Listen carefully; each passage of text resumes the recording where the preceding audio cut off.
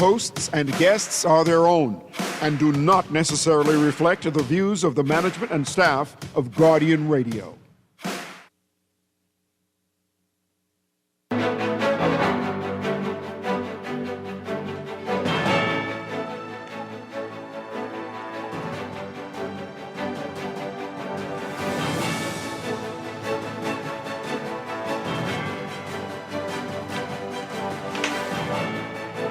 Good morning. We told you about the sexual assault of a 90 last week. Well, now a man has been charged with that. It's her son. The fourth woman identified in that traffic fatality from over the weekend. And the Prime Minister said to be mulling the MP pay increases. It's all straight ahead this morning. I'm Dwight Strachan, and this is Morning Blend.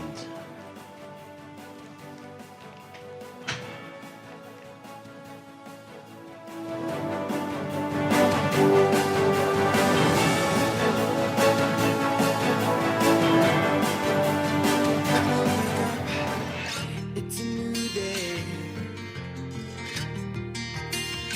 Wake up, it's a new day. Good morning again, Bahamas. It is Wednesday, July 1st, 2026. This is Morning Blend on Guardian Radio 96.9. Again, I'm Dwight Strachan. In a moment, Chester Robards will be joining us. Also, this morning, we'll tell you about an upcoming employment law workshop that's coming up in business. All the details there. That's all straight ahead. But first, it's time for the overnight, the latest breaking news from while we're sleeping, and the top national and international headlines this morning.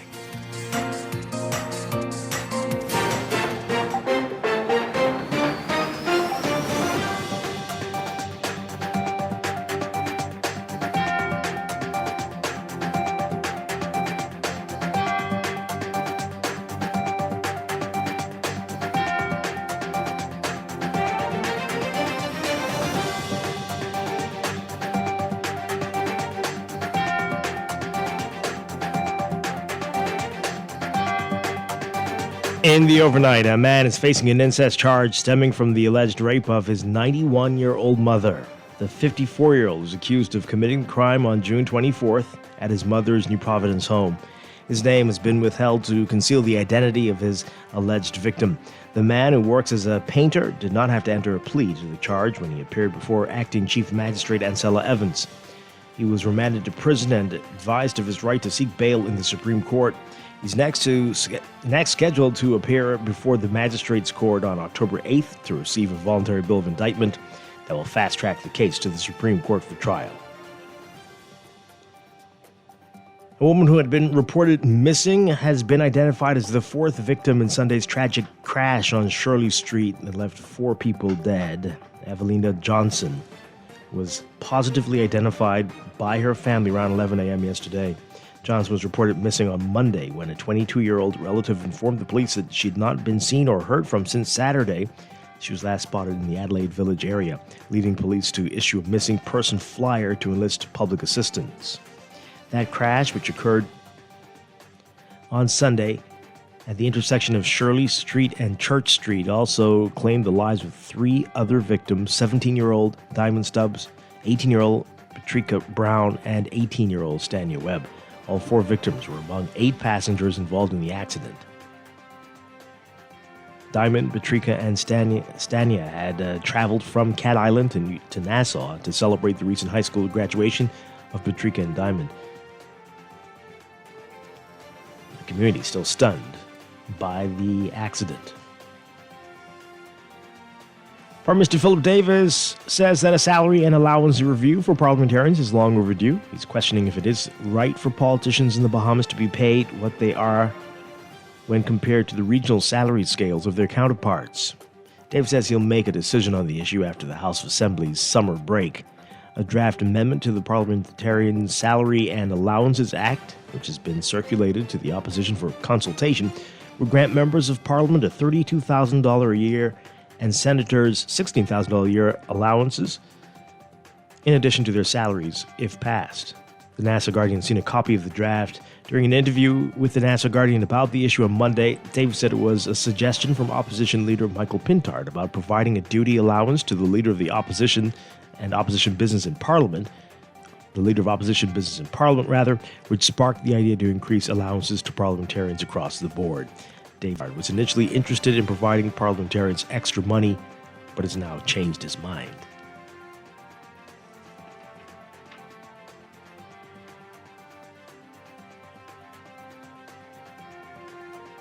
Meanwhile, Boston Belinda Wilson says an increase in compensation for MPs, ministers, and senators would be unthinkable. She's urging the government to prioritize obligations to teachers and other civil servants, some of whom, she says, are still awaiting back pay and salary increases, among other things.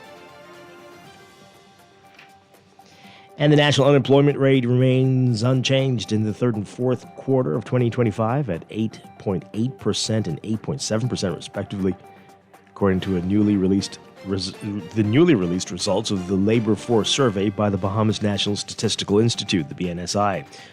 Those last two quarters were lower than BNSI's reporting on the unemployment rate in the first two quarters. BNSI reported last year that in the second quarter of 2025, the unemployment rate was 9.3%, down from the 10.8% recorded in the first quarter of the year.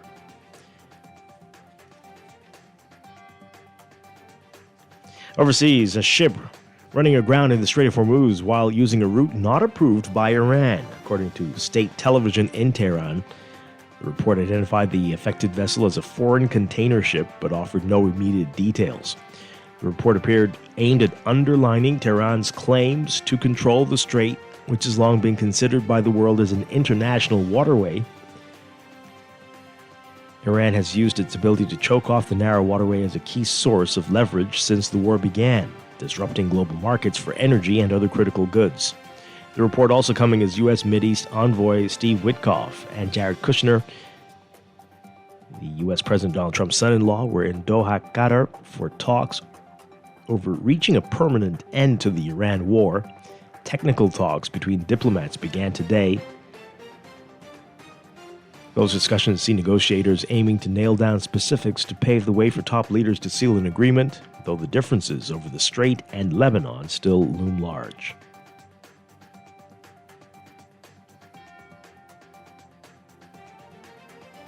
The lines are growing at Russian gas stations, and so is the frustration and uncertainty after several months of Ukrainian attacks have set oil refineries ablaze and choked supplies for motorists across the vast country. Fuel rationing has been introduced in many regions, with hours-long queues of cars snaking beside roads. Social media videos show drivers in shock at the lines or swearing at empty gas pumps and rising prices. The mayor of one Siberian city even ordered portable toilets brought in to accommodate those in line.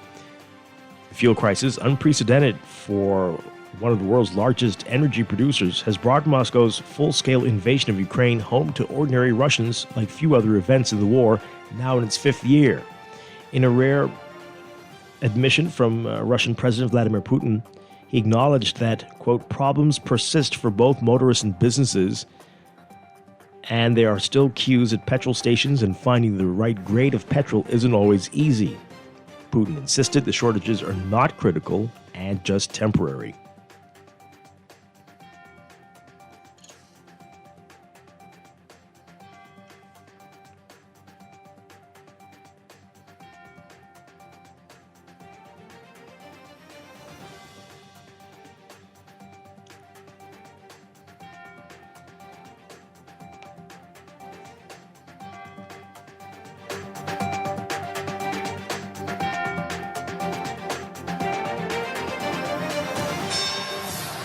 This is Sports Update.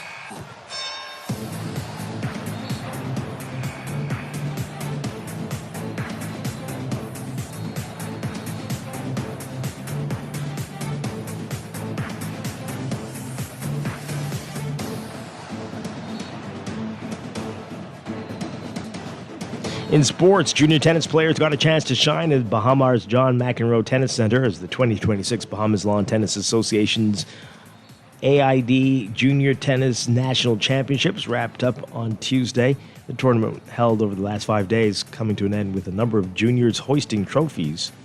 Tennis ace Addison Monroe left the Junior Nationals as a Triple Crown champion. Monroe defeated Brianna Holgrave 6-4, 6-0 in the under-16 girls singles final, returning to the court in the under-18 girls singles bracket against the winning again 7-6, 4, and 6-1. More on all of this in today's Guardian Sports section.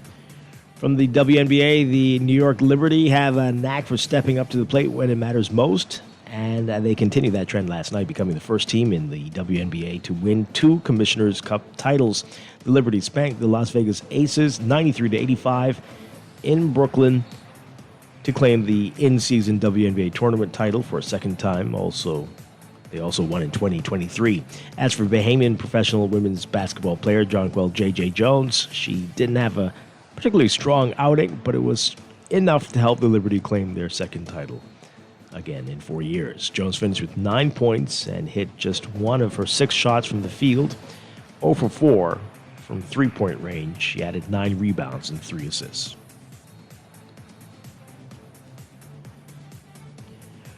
From the NBA, you might have heard this already. LeBron James is leaving the Los Angeles Lakers, which means another decision awaits. A mere 16 years after his first famed decision, the one that saw him leave Cleveland for Miami, James is getting ready to change uniforms once again. He's told the Lakers that his 8-year run with them is over and that he'll play his record-extending 24th NBA season somewhere else. James has made clear many times in recent years that more championships are his motivation, which means it's almost certain he'll pick a team that he believes can contend for the NBA title in 2027. Golden State is believed to be on his list, though there are certainly some who will wonder if reunions with Cleveland and Miami are also possible, or perhaps a new landing spot awaits, maybe San Antonio, where he could partner with Victor Wembanyama. We will see. Also from the NBA, Kawhi Leonard is heading back to Toronto and the Raptors after they struck a deal with the Clippers to reunite with the player who led their run to the 2019 NBA championship. That's according to a person with knowledge of the talks speaking Tuesday. The Raptors are sending Brandon Ingram, Grady Dick, 2 first-round picks, 2 second-round picks, and a pick swap to the Clippers for Leonard. According to the person who spoke to the Associated Press on condition of anonymity because the trade has not been approved as yet. Leonard spent 1 season in Toronto and that was the year the Raptors won their lone title. He turned 35 on Monday, but is coming off the highest scoring season of his career, averaging 27.9 points for the Clippers in 65 games.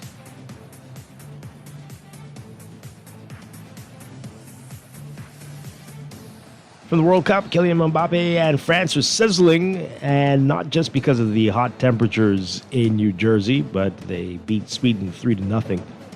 Mbappe had his third 2-goal game of this World Cup, setting a career scoring record for the tournament's knockout rounds. France's 27-year-old star scored the go-ahead goal with a brilliant crossover step in the 45th minute and added his 6th goal of the tournament in the 74th to tie Lionel Messi for the tournament's scoring lead. He has 18 goals in 18 World Cup games, one behind the Argentines' career scoring record of 19 in 29 matches. And Mexico ending a 40-year knockout drought, beating Ecuador 2-0 to reach the round of 16.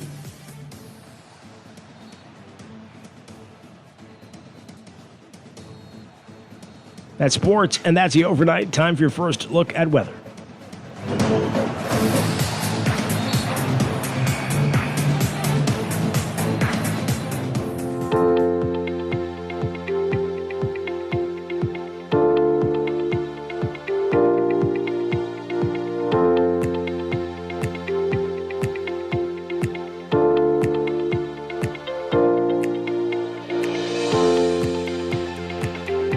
Your first look at weather brought to you by Star General. We've got a remnant trough sitting across the northern Bahamas, supporting showers and thunderstorms over the area.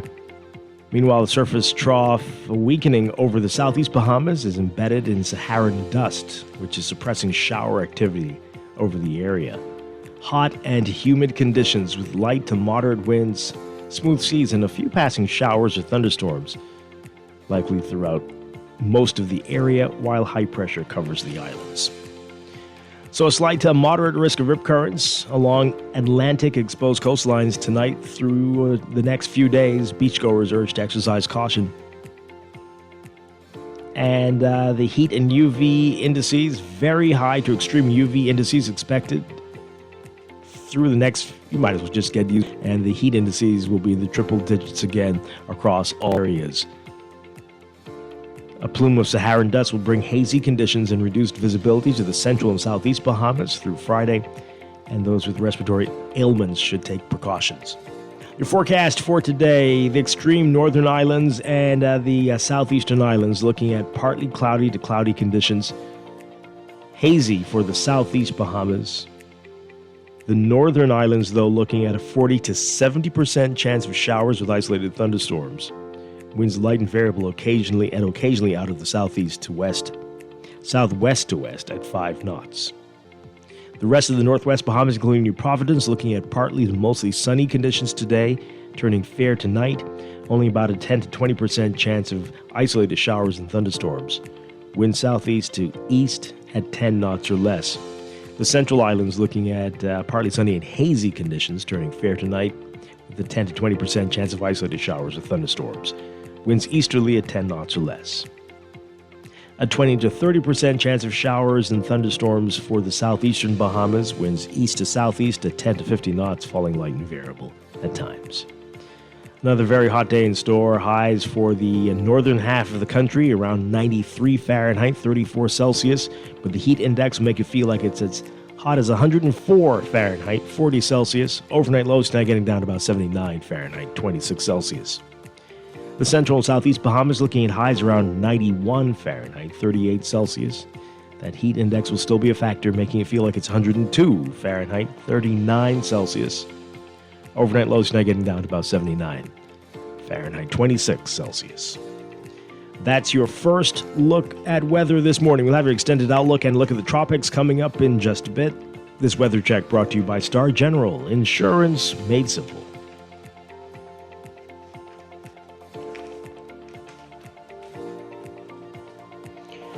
It's time for a break, but when we come back, we're discussing the day's top stories right here on Morning Blend on Guardian Radio 96.9, your home for fresh news and smart talk all day.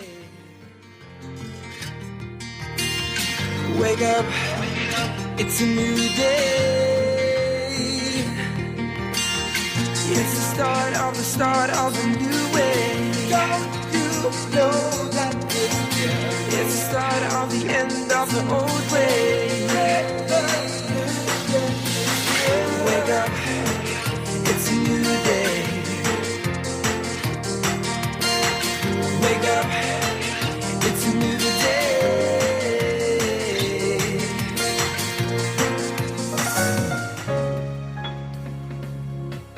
Put more money back in your pocket with a Fidelity debt consolidation loan. Why pay more when you can pay less? Reduce your monthly debt payments down to one low, easy payment. Apply for a Fidelity debt consolidation loan today. Call 356-7764. Fidelity, we're good for you.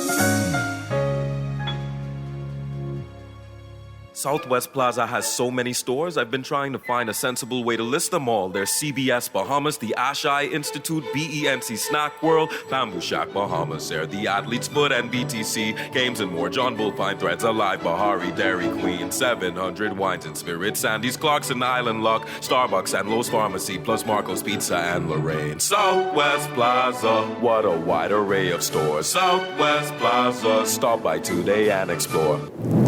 Progressive Jackpot is on fire at Everybody Wins Live. First, a player won over $20,000 in cash. Then, another player took home over $30,000 in cash. That's more than $50,000 in jackpot winnings already. Now, the jackpot has reset and is growing again. With a minimum $10 bet, you could be eligible for the next big win. Lottery, casino, and sportsbook Only at Everybody Wins Live, where winnings live. Mic drop. Looking to elevate your gadget game or a tech trouble simply slowing you down? Escape to a world of innovation at Custom Computers, your go-to store for the latest cutting-edge tech. Whether you need to upgrade your life with the best from Apple and Windows or your device needs a little TLC, the Custom Computers Know-How Store is the destination for unbeatable expertise and quality repairs. With 2 convenient locations, there's a Custom Computers near you on Patton Street in Palmdale and Caves Village, or call 396-1100. Are you a tourism business owner or ready to become a tourism development corporation? We work with tourism entrepreneurs at every stage, turning ideas into thriving businesses and helping existing ones grow. From business development support and funding opportunities to targeted initiatives and strategic partnerships, we're here to help you build your future in tourism with the Tourism Development Corporation. Visit tdcbahamas.com to learn more. Screws and Fasteners World, Balfour Avenue and Palm Beach Street, has those hard-to-find fasteners for you right now. You can find stainless steel regular hex, carriage bolts, galvanized bolts, threaded rods, nails, self-tap screws, sex bolts, anchor bolts, turnbuckles, masonry tools, hand tools, and weed whacker strings. Check out the rope selection and car body fasteners, too. Special orders are welcome. It's your #1 fastener store. Screws and Fasteners World, Balfour Avenue and Palm Beach Streets. Call 326-1976. Join us at Galina's Customer Appreciation Day, Saturday, July 4th at number 308 East Bay Street. Get free health screenings and sign up for the Galina Portal. Enjoy delicious food from Bar Girls, Elevated Barbecue, and the Corn Roaster. Meet Fitness Connection and Bohemian Brewery and learn more about their products and their services. There's fun for the whole family with face painting, games, bouncing castles, crab catching, egg and spoon races, sock races, and more. And there will be prizes and giveaways. You may win a TV, phone, laptop, or a resort day pass. It's all happening Saturday, July 4th at number 308 East Bay Street. Come and join the fun. Tired of banks forcing you to use technology to bank the way they want you to? Your convenience is important. So no matter what your banking needs, Commonwealth Bank's friendly staff are always available in branch for that personal one-on-one service. But when you choose technology, our online and mobile banking app offers you state-of-the-art functionality. The choice is yours. Commonwealth Bank. Bank the way you want. Wake up, it's a new day. Wake up, it's a new day. It's the start of a new way. Don't you know that it's the start of the end of the old way. Wake up, it's a new day. Wake up, it's a new day.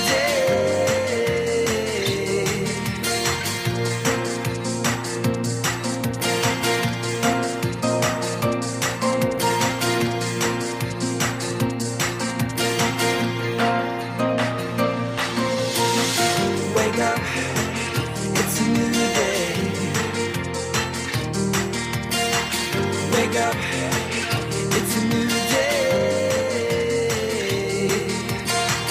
Wake up, wake up. I'm losing patience with the country. Welcome back to Morning Blend on Guardian Radio 96.9. I don't know what's going to happen today. This might be it.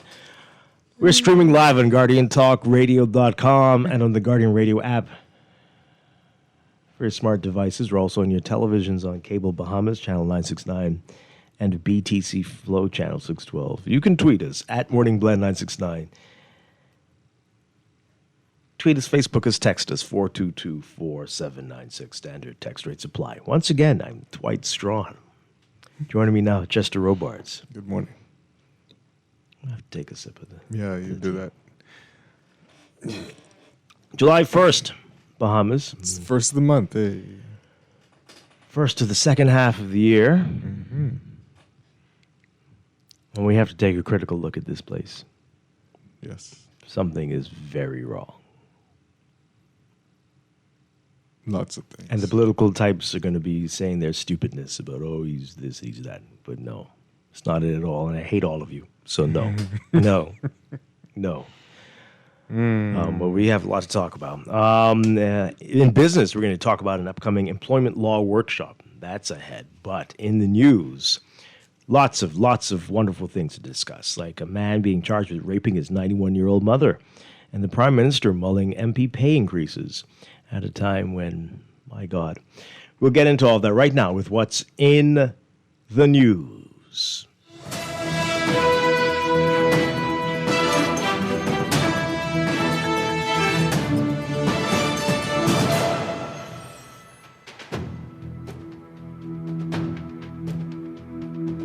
In the news, you remember this? We were the news that a woman had been sexually assaulted by a relative. Right.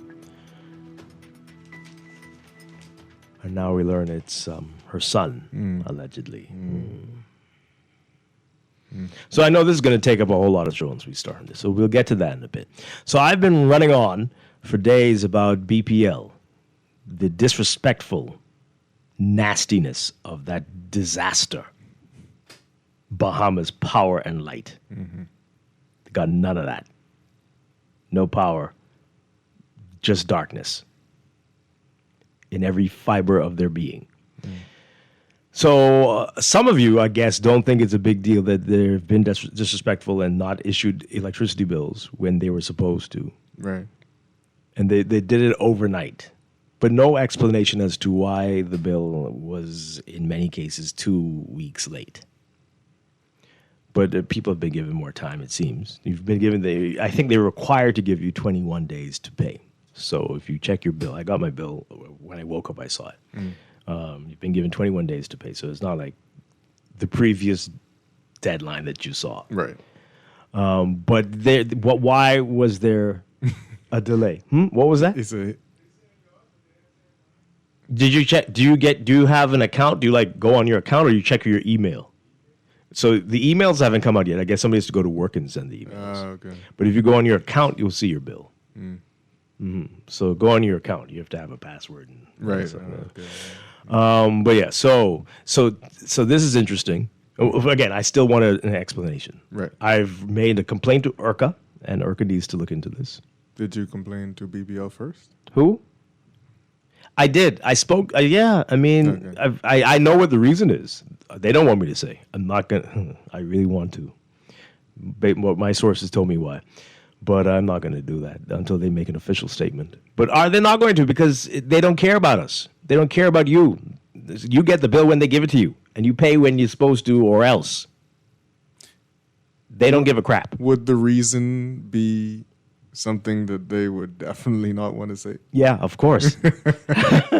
Like ever?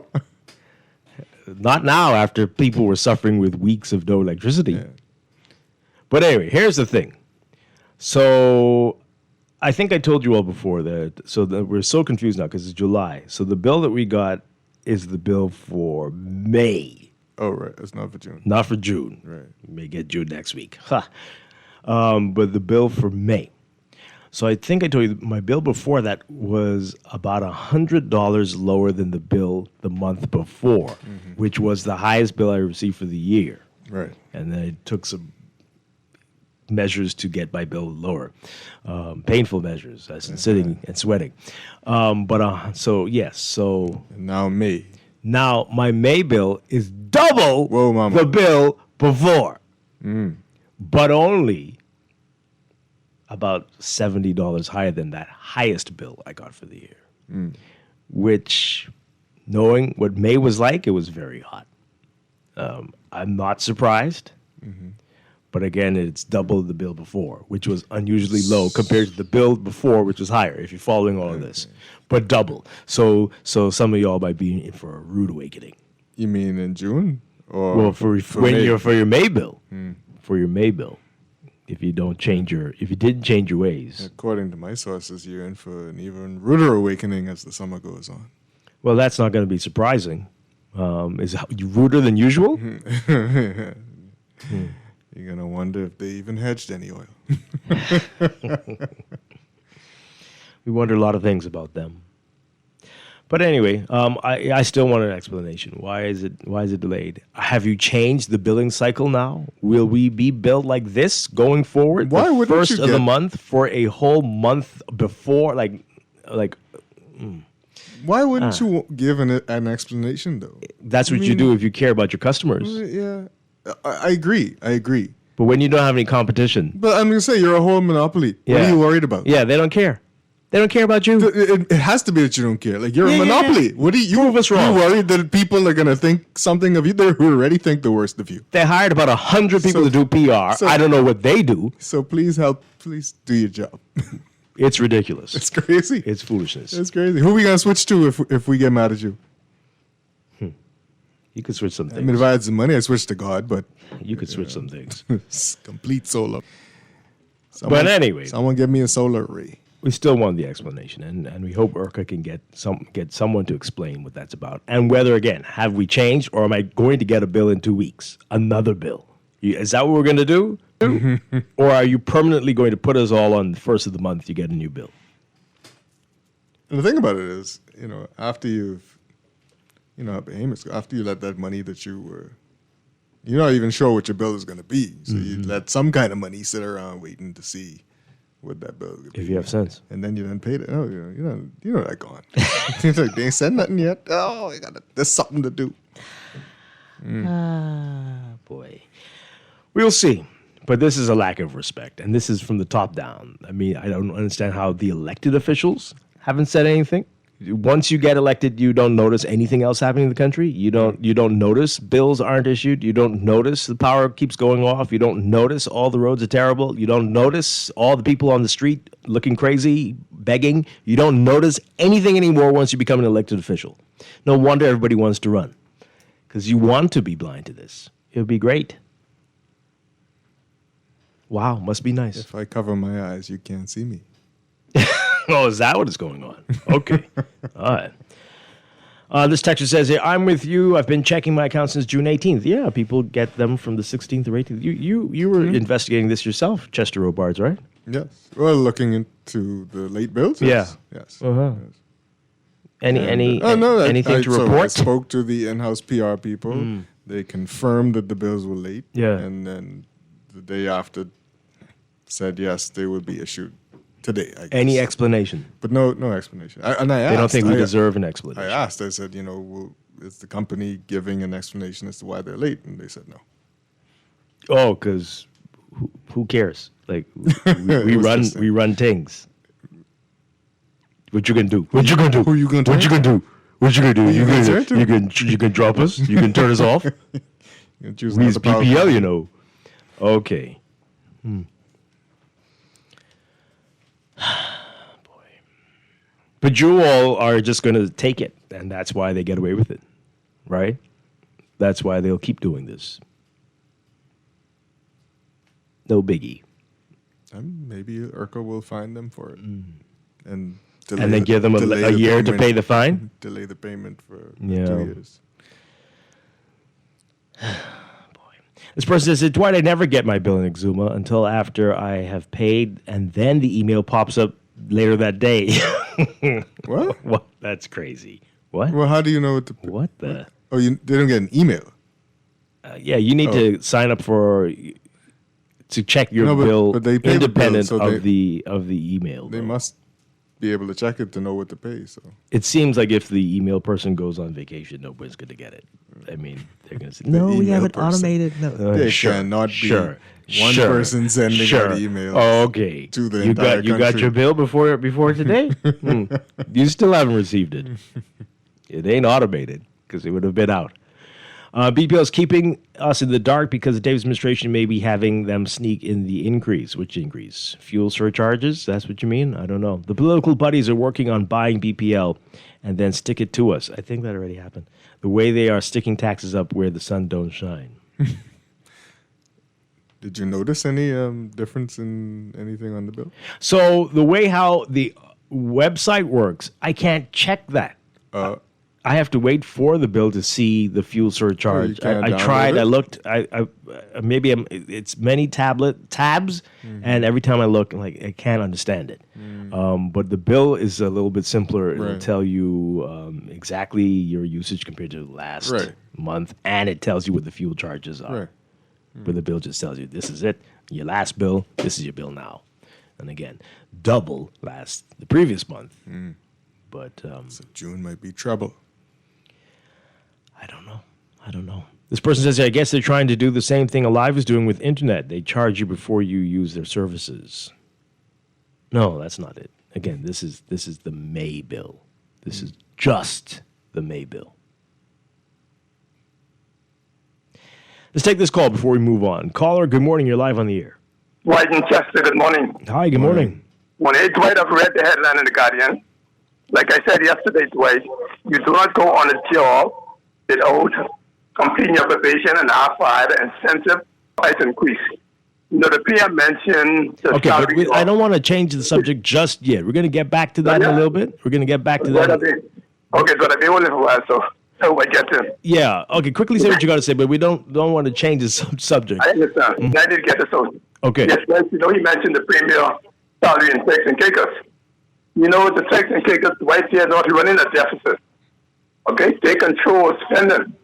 You know, even to compensate for the gas increase, every citizen is getting $500, a year to compensate for the high price of gas. Every legal citizen. Every other year, they give the citizen $1,000 twice in that year. Okay, so that's $2,000 a year. Because they control spending. They exercise physical prudence. Until our government can exercise physical prudence and control spending and control the way the economy runs, and then they should be asking for no increase. The teachers haven't even gotten paid as yet for the increase. Yeah. That's unconscionable to ask us at this time. Control the economy, and then you deserve a price increase. Thank you. Thank you so much. All right, we're going to get into that a little bit deeper into the show. I have to get my rant out about BPL before we get to rape. It's almost the same subject. No. Sorry. Well, I don't know, Chester. Caller, good morning. You're on the air. Good morning, Dwight. Hi, good morning. Morning, Chester. How you doing? Morning, good. How you doing? Talking about BPL. Well, I get to them right now. See, Dwight, you know something? See, when I telling you, I was talking to you for quite some time now. You see, and I keep telling you the most school data in case. By 2031, God can get rid of all them out of our way. They don't like the Bahamas, they don't like the Bahamas. You see, and I say, I know I say this, and same thing that you say this morning, everybody go, people begging. Are people going crazy? You see, like I tell you, be too passive. The politicians know you are too passive. They tax us today, they ain't getting nothing. The foreigners elevating in this country. Only people crying in this country quite as us. Who trying to pay the taxes. Yeah. People do wrong in this country and they get elevated to ambassadors and all these things. They're going to church, taking our money, paying their friends and their family and the lovers, and nobody knows how much money they're getting paid for taxpayers' money. Wow. People, to bring me people got shares and be yelling them. Right? We need to stop being passive and start suing people. Right? We need to start beating some of these people. That's the only way they can get What did you say? What now? What? You mean in court? That's what you mean, right? Winning in court, yeah. Right. Beating them in court. Or on a basketball court? I don't know. But huh?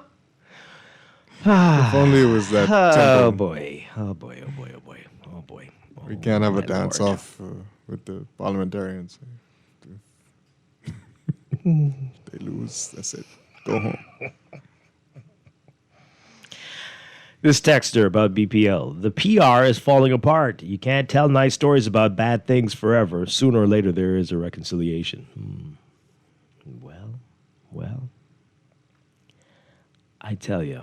But this lack of, this is it is a form of gaslighting, making it seem like why are you worried about not getting a bill? What's your problem? Oh, what's wrong with you? You want a bill? The bigger issues. What's the problem? It's only a few days late. What's the issue? Oh, they just did it this morning, so there's nothing to complain about anymore. There is. This doesn't make any sense. And a simple explanation, like you will have sufficient time to pay this. We're not going to hold you to the previous deadlines. We had a this, we had a that. There was a glitch. There was a this. We had a challenge. Just say something. Is it a simpler explanation? The truth? You won't like it. But anyway, other people, if you're checking your bills, let us know. How is it compared to the month before? Is it the highest you've seen for the year? I suspect it is. Is it higher than your highest at this point last year? What are you seeing? I told you mine was double my previous bill, but that was unusually low. I shouldn't say that. But it was 100 lower than the bill before it. And this one now, if you compare it to that high bill, is about $70 higher. And I did use more. So there was more consumption on my part, without a doubt. Plus, I took that week off. I was off, and I was home a lot. And so definitely that was enjoying electricity. Yeah. So I can't freak out. You shouldn't be enjoying electricity. What's wrong with you? Well, I thankfully am on the right side of the island now, apparently. A couple of years ago, even though I've not moved, but the right side has moved to the left side. If you get what I'm saying. It's interesting. It's very interesting. But I just jinxed my day now for the next month. These text messages. BEC has a cash flow problem, and they're not giving an explanation. Is an IRCA problem. When, I don't know what you're saying. I think they're saying when the opposition gets back in power. I think that's what they're saying. They need to quadruple IRCA so they have real investigative power and get past the nonsense explanations. Okay. They've been in before, and IRCA's still the same. So I don't know what you're talking about. It doesn't work like that. BTC, with BTC, I'm paying for fiber. Okay, I don't know what's happening. No other announcement. Well, that's a private company. You got to have to deal with them. You have options if you have problems with them, unlike these people. This person says BPL outages, outrageous power outages, and no bills. And the Davis administration's progress and continued progress payments got swung again. Okay, sure. About another, we'll get to that in a bit. Wow, BPL bills are now reaching customers nearly 2 weeks late, leaving many households with little time to prepare for what are expected to be significantly higher electricity costs. Coming out of an election cycle where bill forgiveness features prominently, many Bahamians are understandably frustrated. The reality is that we continue to accept unreliable service, uncertainty, and poor management of our public corporations with far too little accountability. Meanwhile, talk of salary increases has become a topic of conversation. As cynical as it sounds, this is the standard we've allowed to develop. Silence is often becomes consent. If we're unwilling to demand better governance, stronger management of our public corporations, greater transparency, and dependable service, then we must also accept the consequences of settling for less. Well, that's only some of us, though, have not been demanding greater. So what are we to do? The ones who continuously call for explanations and better service and to be treated like a human. What are we to do? If the rest of you can be bought with a contract, that's your problem. What about the others? Ever since Pike left, BPL has started their summer, I think they're saying foolishness again. Pike hasn't left. I mean, I don't think, are they finished yet? They're still wrapping up the work they were doing. They were supposed to be. Winding I'm trying it to down. find out today. Yeah, we'll never know. They don't tell us anything. I'm trying to find out today. And then So BGC. yesterday should have been the final. That should have been it. BGC is like our version of the Wizard of Oz. It's like, you on this quest, you can't find the wizard anywhere. You got a wizard. He's behind this thing. Yeah. No one's talking. Is it real? Does it exist? I don't know. It's just we're on a yellow brick road off a cliff. I mean, it'll be even more mystical and magical now that we won't see Pike trucks all over the place. The only government ministry that is working is Inland Revenue. Okay. As for Shirley Street, that tree was in a bad state for a very long time, yes. Were you on that show when the minister was here? Or was that a different co-host? Who? We talked about it. Minister of Works, Sweeting? Sweeting. Yeah, it was we talked about it. He talked about Shirley Street being in the in the lineup for improvements. And that was right before the election. So it's supposed to happen this year. But my goodness. This person says here, my bill was, I think they're saying $15. Is it $15? higher than last month and under $100. Wait, what's going on here? What are you into? Who are you? Where do you? What's this? $15 higher and under $100. Teach us your ways, oh wise one. Please, we'll have you. You could come here and do a show weekly to tell us how to be like you. Okay, well, let us know. Let us know what your bills are looking like. Chester, are you able to go online and check your bill? No. No. Okay, great. Let us know how that is. But we still want an answer from BPL. What was the delay about? And are you going to have the guts, the nerve to send me the June bill schedule, or has the schedule changed? Do you want it, or do you want it? I mean, I'd love to know August 1st. if they have the guts to send me a bill next week. Can you imagine? Why would it come next week? I don't know. When's the 15th? Not next week. No, whenever that is. Can you imagine? Is it next week? Already? I mean, it's the first. In 2 weeks. Can you imagine if they sent you a bill in 2 weeks after sending you the bill today? Anyway, all right. So everybody braced themselves for this story. Man charged with rape of his 91-year-old mother. Artesia Davis writing about this. A man is facing an incest charge stemming from the alleged rape of his 91-year-old mother. The 54-year-old is accused of committing the crime on June 24th at his mother's New Providence home. His name has been withheld to conceal the identity of his alleged victim. The man, who works as a painter, did not have to enter a plea to the charge when he appeared before Acting Chief Magistrate Ancella Evans. He was remanded to prison and advised of his right to seek bail in the Supreme Court. He's next scheduled to appear before the Magistrates Court on October 8th to receive a voluntary bill of indictment that'll be fast-tracked. Now, fast-track the case to the Supreme Court. Oh, man.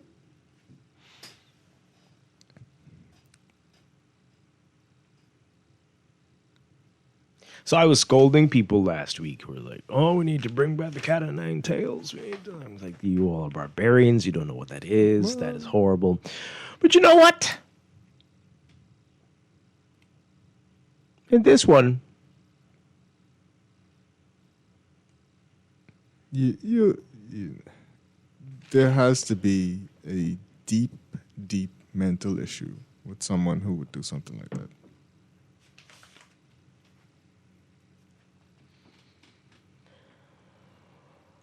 Wow.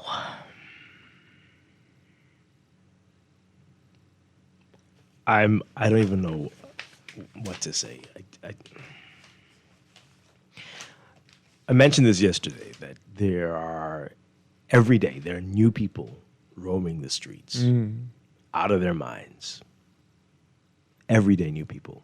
I don't think it's a secret. I live in eastern New Providence. We don't have many out there, but the number is growing, and they're getting further east, which is getting disturbing. And that would sound like, yeah, he's so elitist. Yeah, we don't have that out there. It ain't that. We don't have it out there, but it's starting. You could see it's getting.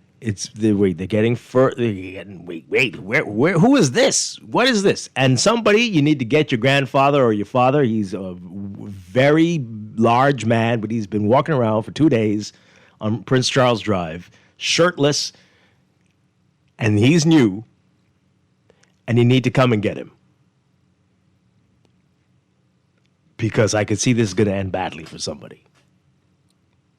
But these people aren't just plopped here. They didn't pull up on a boat from somewhere.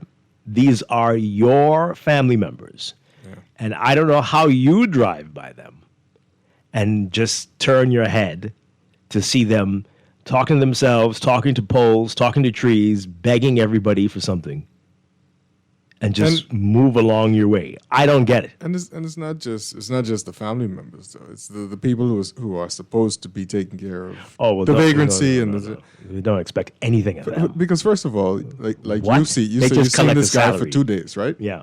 So somebody who is in uniform, who's supposed to deal with these things, has also seen this person. They don't see anything. Possibly for 2 days. Never. They know which streets they frequent. They know they're in the middle Why of would traffic. they know this? Walking through cars, being a hazard to themselves and They could traffic. see you getting beat up with a brick and they drive on past. Oh yeah.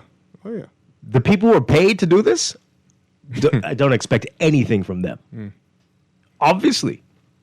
Look around. Yeah. I don't know what force field or magnet we have in Oaksfield. This is the magnet. This is the center for vagrancy in all of the Bahamas. I've seen more naked people around here, and I don't even know what to say. Yeah. Men, women. You got a woman living in a roundabout not far from here. Yeah. But everybody sees it and just moves on. It's a part of the furniture. But we're out of, as the previous caller said, the people are going crazy in this country. And there's a little bit of talk here and there, but mental health is so important. But nobody's doing anything. And it's only getting worse. They're interested in moving them off Bay Street to protect the tourists. That's about it. Well, that's where matters. the focus is. Yeah, man. That's all that The matters. Haymans, that's their people. Let them deal with them. Gramps was talking about, there's a car wash on Prince Charles. They don't open till sunup, but he was around there this morning on my way in. Yeah. Why was he around there? Same shirtless look he's been since Monday.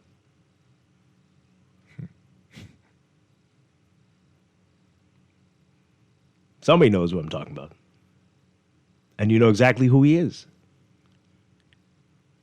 Get him. Get his meds. Something. Somebody's going to get hurt. And there are tons of him all over this island.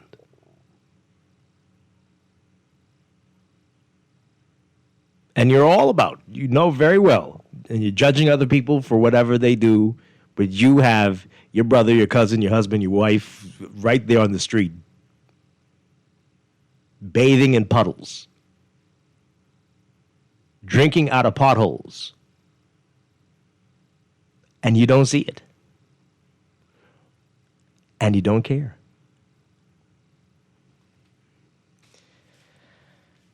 I don't know what's happening.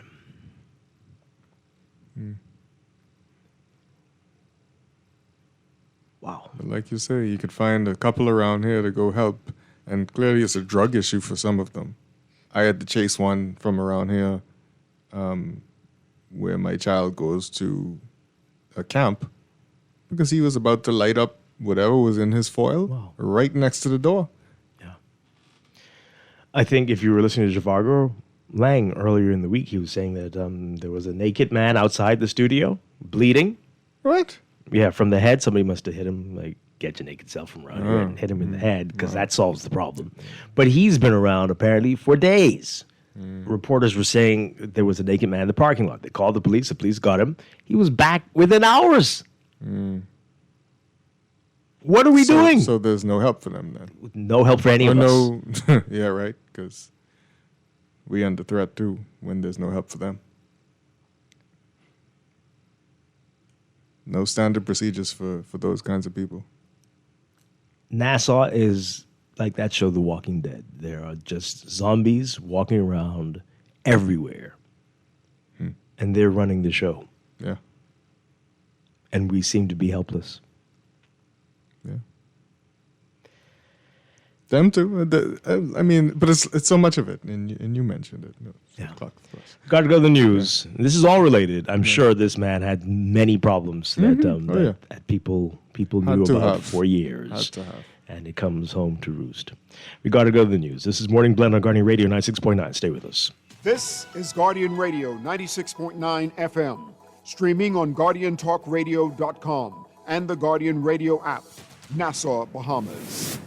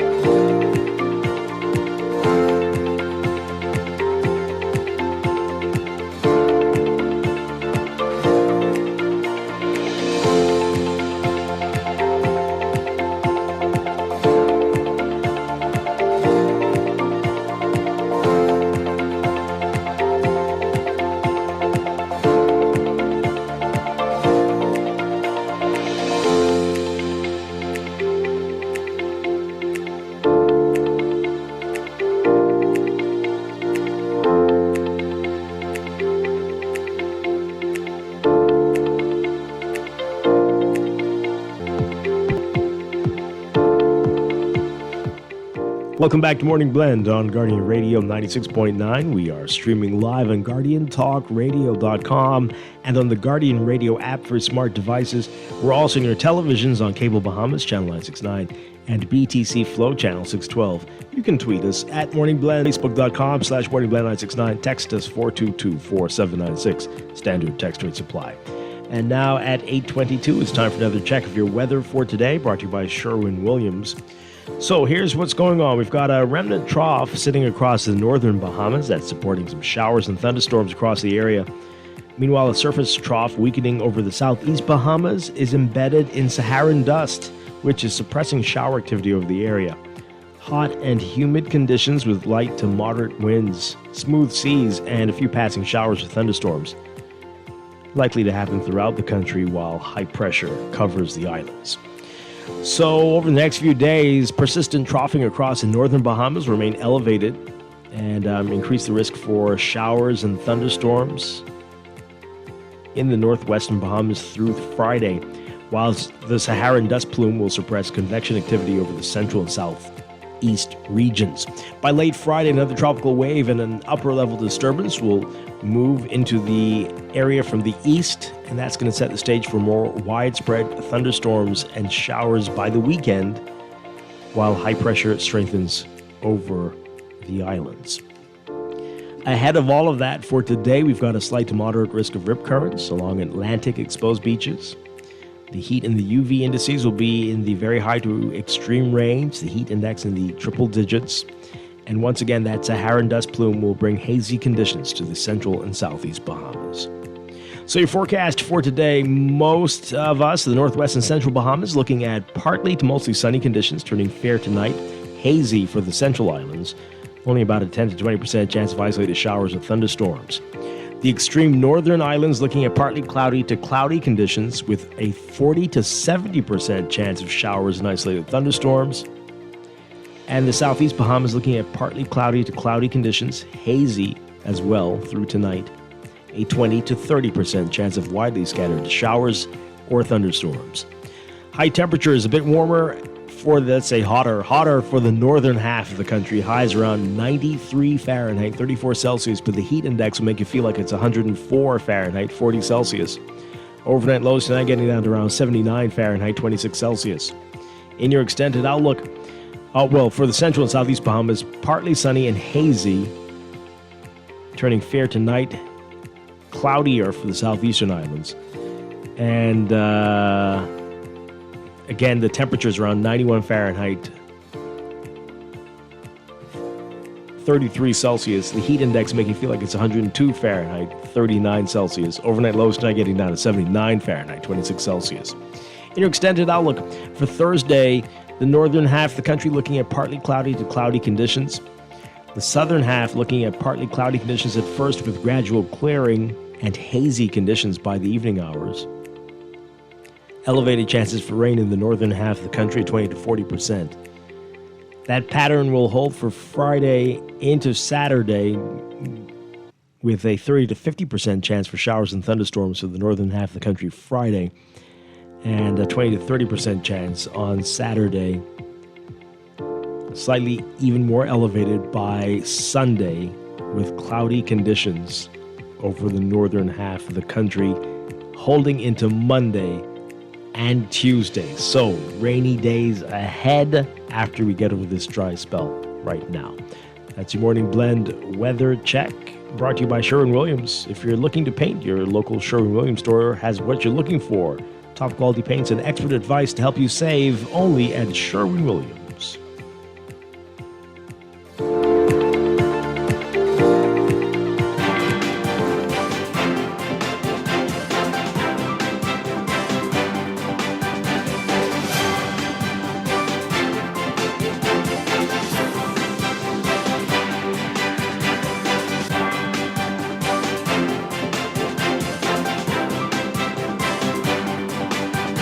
Time for traffic, brought to you by NUA Insurance Agents and Brokers.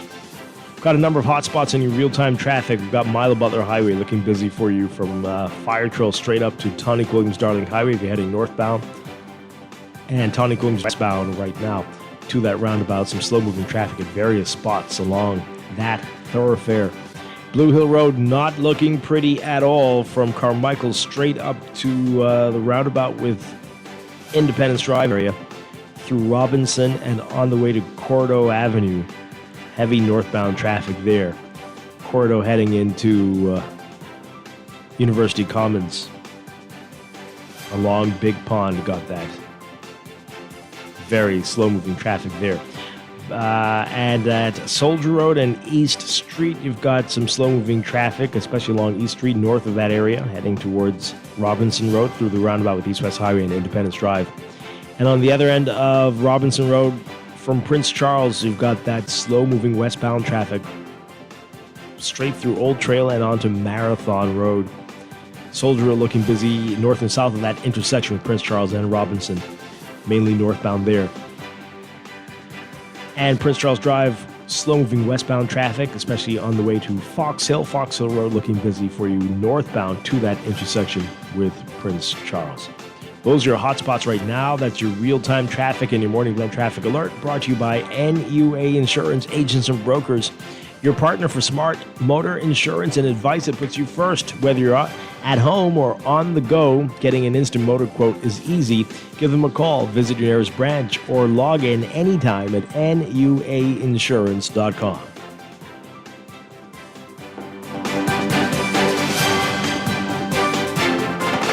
Every day in a busy world, we have to do so much.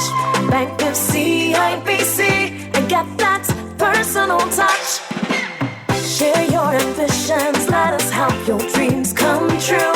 At CIBC, you're at the heart of all we do. We're on your side, we're listening, we know the way you feel. CIBC, ambitions made real.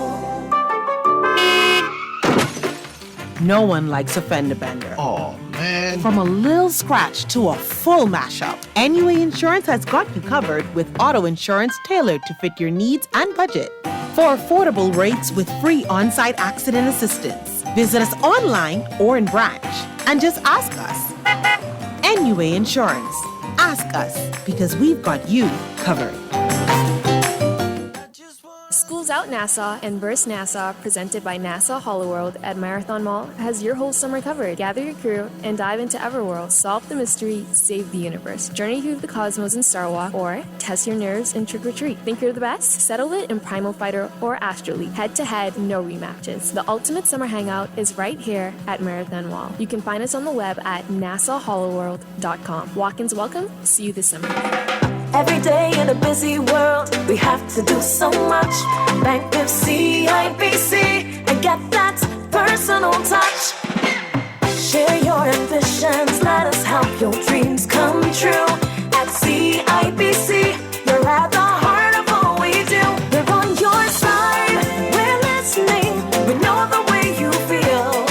CIBC, ambitions made real. At Star General, you can go gold. Comprehensive car insurance covers loss or damage from accidents, fire, theft, and third-party liability. But the Gold package gives you increased coverage for rental car and windscreen, personal accident, medical benefits, deductible waiver, and 24-hour roadside assistance where available. Our Star General Gold package also gives you up to $2,500 for accidental damage to a rental car anywhere in the Bahamas. Go gold with Star General. Insurance made simple.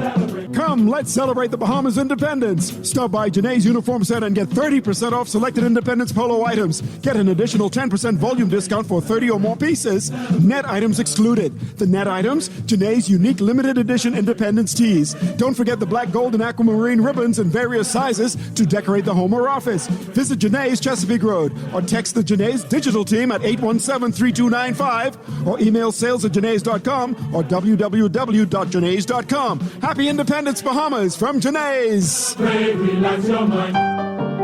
At Cleveland Clinic, you set your course, not cancer. So when your journey takes an unexpected turn, you seek out the experts who've conquered it before, and you forge new paths to help fight cancers. For every route to a cure, care in the world. See how we're innovating cancer care at Cleveland Clinic today. Wake up, It's a new day. Wake up. It's a new day. It's a Sherwin Art Store moment from Shelley and Dee Dee. We're the only full art store in the Bahamas. If we don't have it, we make a list, and trust me, our boss can get that. If you need that, he can get that. You can find sketchbooks, acrylics, the canvases in all sizes, stencils. We have the Angelus that they use on shoes and letters. We're the only persons in Nassau that carries the Montana spray. We have the Krylon sprays, watercolor and paints, the oil, chalk paints, the alcohol paint, metallic paints, the little Floetrol, and we have cleaning products for the artists, thinning products for the artists, and Crayola colors, and glitters, pencils, the Posca markers, and pastels, oil, and the acrylic pastels, dyes. Oh yeah, we also have airbrush paint. I didn't forget that part of the movie. Gift sets, hobby craft, Oil, shrimp, clays. stew, shrimp gumbo. But art supplies. We have a lot of them. Sherwin-Williams Art Store. Find colour in every day. Wendy's has brand new chicken tenders, and they're everything you've been craving. Crispy, juicy, and seasoned just right. These tenders bring the flavor from the very first bite. Dip 'em, dunk 'em, love 'em. With sauces like sweet chili, scorching hot, ranch, honey barbecue, honey mustard, and Wendy's signature sauce. Grab them as a kid's meal. Enjoy them on their own, or make it a combo that hits the spot every time. For tenders you're gonna know by name, it's gotta be Wendy's.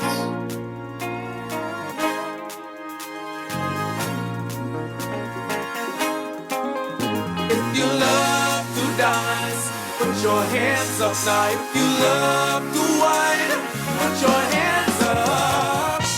Whoa, there's something in the music. I feel it in the music, yeah. Whoa, there's something in the music. That sweet, sexy music. Whoa, when the rhythm starts to hit me down in my soul, start to lose control, 'cause I'm in love with Bohemian music. And when the rhythm starts to get all down in my back, my body starts to react.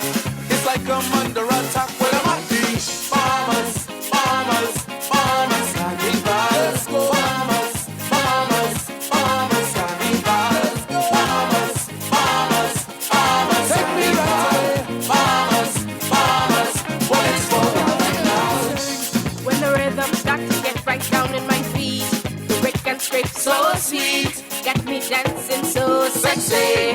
When the rhythm starts to make its way to my knees, I beg the DJ, please stop that track and please rewind it. We are back with Morning Blend on Guardian Radio 96.9. Dwight Strachan along with Chester Robards on this Wednesday morning. We are talking about what's in the news. So much to talk about. Getting your reaction to all this. So we're saying, earlier in the show, we're saying the bills are finally out. No explanation from BPL. But we're asking you to look at your bill and tell us any surprises? How was it? What's it looking like? This is just your May bill finally out. Again, weeks late. Nobody cares. They're not going to tell us anything. Also getting a reaction to this horrible story. Man charged with the rape of his 91-year-old mother. We heard about that last week, a 91-year-old who said she'd been sexually assaulted by a relative. But we never, in our wildest dreams, would have guessed it would have been her own son, allegedly. Yeah.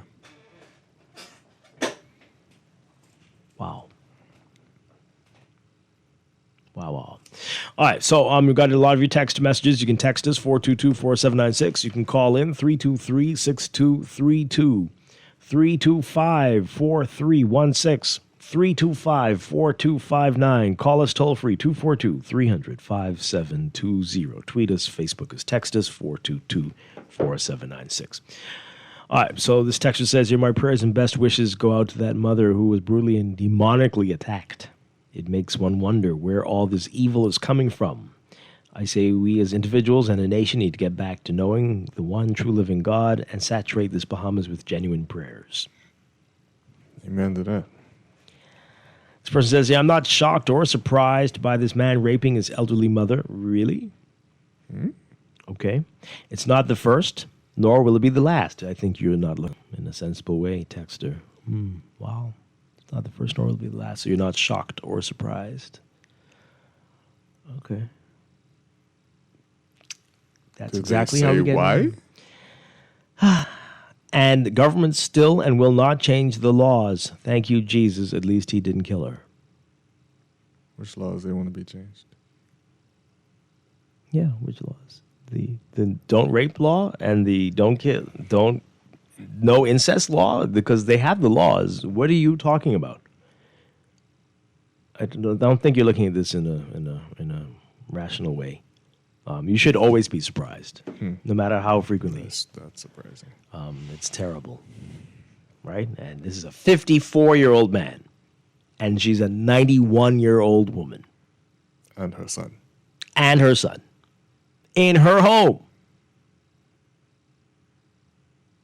This is one of the worst things I've heard. And I've heard a lot of foolishness. So if you're not shocked and surprised, so I got to say the problem is you. This person says here, there is a crazy man on West Bay by Delaport. His family owns the electrical shop in the area. Wow. Well, I say the people always know. They know who these people are who are torturing us. Somebody knows the naked man who's taken over Oaksfield. And again, this is a new development. This person says, since the Prime Minister is comparing salaries across the region, maybe the Guardian should do some investigative journalism to determine whether the MPs in other countries have the same size portfolios or duties. And it doesn't matter. It doesn't matter. They shouldn't. It doesn't make sense. We don't need this many cabinet ministers. We don't need this many ministries. Well, maybe you could, but maybe that's a different story. Maybe you do. But you definitely don't need 200 cabinet ministers. Yeah. So I don't care what they're doing. No, like I've said before, we could get behind MP increases, but they all can't be in the cabinet. We need to have a limit on the number of people in the cabinet if we must continue with this system, which I have major problems with. Yeah. Limit the cabinet to 9 or 10. And yeah, you're going to have 5 portfolios, whatever. But the rest of you need to work for us, the people who voted for you. That needs to be your primary job. And instead of people on the radio speaking out for the problems in the country, you need to do it. Well, alongside. How about that? Because we put you there. We put you there. Work for us full time. And yeah, maybe you deserve that money. But you can't be in the cabinet. Yeah, no. You got to pick a side. Mm-hmm. Pick a side. Boy. This texter says here, I've received my bill. When did you get yours? Overnight, like around when I woke up this morning for something. It was there. So, but again, it's not the email. The email person hasn't sent it out yet. It's the website. If you have an account, create an account, and you'll have your password. You go on your account on bplco.com. Go onto your account, and you'll see your bill, and you'll see everything you've paid in the last so many months, years, even. Don't just wait for the email. Go and do this yourself, and you'll have your bill there. Let's take these calls. Good morning, call. You're on the air. Hey, good morning, Dwight and Chester. Hi, good morning. Yeah, Dwight, I know my brother, Guardian introduced the airways to all of these problems, 14 years ago, and it seems that, we keep spinning around or burning tires and it ain't going nowhere as a people, right? Because, the politicians might need increase, because if the politicians need increase and they are to the top, ain't nobody under them need no increase. Because we dealing with some of the most wealthiest politicians in the history of our existence in our House of Assembly to date, right? And to hear them trying to explain why they need what they need, but the Beeman people don't need nothing because they're only supposed to be there to vote for us. They need nothing, but we need. We still need. This is utter nonsense. But at the end of the day, sirs, when we elected these politicians, right? we elected them with the guys that they go in there to represent us like we've been doing, right? But every time they go to that pink place called the government house, right? Go nowadays, and they swear to their allegiance to the heirs and the successors, and then walk down the hill and then tell us we're independent. But we just finished swearing to the heirs and successors, not y'all. But y'all independent now. Y'all know y'all independent. But we ain't swearing no allegiance to y'all. And they keep demonstrating that to us every time. And you had some of them was blatant to say comments like, oh, we here for 5 years. And then some said, oh, we have the 5-year mandate. Y'all can't do us nothing. This is the type of politicians we are dealing with today. And if the behemoth people don't ever come to the reality that, one, the politicians ain't going to do nothing, that if the behemoth people don't force them to do it, because if we casually praying and hoping and wishing, the saga continues. You guys have a nice day. Okay. All right. Thank you very much. You forgot to mention that somehow these people in the House of Assembly be making all kind of money while they in the House of Assembly. What? What do you mean by that? Their net worth goes up. Oh. And up and up and up. You mean from their investments? Whatever it is. Oh, I don't okay. know. That's what you mean, though. That's what I mean. Sure. What else could it be? I don't know what it is. But they need to also give out financial advice. Well, I would like since we have so many people associated with the gaming industry now in Parliament and the Cabinet, can there be a lottery for Bahamians, regular Bahamians, to win duty allowances? Like, could I win a $10,000 duty allowance or $20,000, $30,000? Scratch and win? Great, well, that sounds like fun. Guess what? I won the duty allowance, and right, man, that would be cool. Since they won it, they won duty allowance. People who never had it before. What can we do to get? You've won a duty allowance. Wow. 30,000 for 2028, 2027. Oh. I mean, wouldn't that make you happy? Of course it would. Can you imagine? But it got to be scratch and win, though. Whatever. If I have to race somebody, I don't know. Or that. I mean, can I pick who I race? Why? Who would you race? Or race one of them. If you can beat this MP. That's what I mean. Yeah. Yeah. Pick one of the MPs. I thought you were going to say some elderly person. No. But same thing. If you can beat this MP, you win a $30,000 Which one would you choose? duty allowance.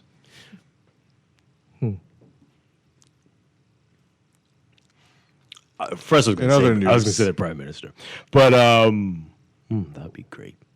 Race the prime minister. So, win a duty allowance. Would you be open, Bahamian people, to giving these folks their increases and allowance increases, if there would be a system where you too would be able to get a $30,000 duty allowance? Occasionally, not every year. Maybe they should just randomly pick people. Somebody every year. Yeah. No, not like one person, though. No. A few people. 10, 15 people. 10, 15, 20 people are chosen to distribute, to win a duty allowance. Since we need it too. The amount of people that's equal to 5 MP increases. So if that's $500,000, then... Or as many as there are in the cabinet. Sure. So 100. I like that. 100 people will get duty allowance. You're onto something. Maybe. As long as it's not just all party supporters. No. But randomly people. Maybe. What say you to that, caller? You into that? Good morning. Are you there? Yes, I'm here. Can you hear me? Yeah. Would you be open to that? If you could potentially win a duty allowance? I'm not certain whether I'd be open to it because the financial burden is still going to be passed on to the unborn. So I don't know.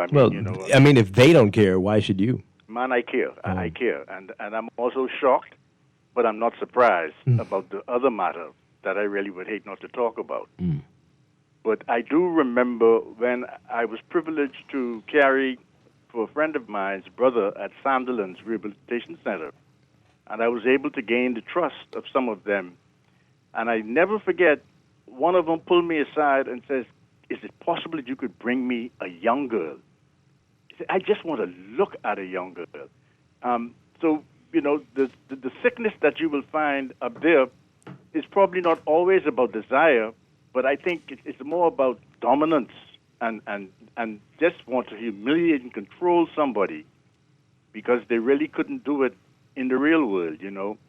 But yeah, man, I am shocked and I'm saddened that we care more about moving the stray dogs from Bay Street than the ones going through the communities, eh? Oh, boy. I mean, okay, don't go yet. So that person that you're talking about, that's very disturbing. That person's in there for life, right? I hope you're telling us. Well, I don't know where Ray is now because I've moved on. But I do remember gaining some of their trust and the stories that they would tell you. Boy, you wouldn't. You don't need to share them, but can you find out if he's in there for life? Because I think we need to know. That one needs to be. Ask his sister. Yeah, she may have passed on, but you're hoping that he's in there for life because they really don't get rehabilitated up there. No, clearly not.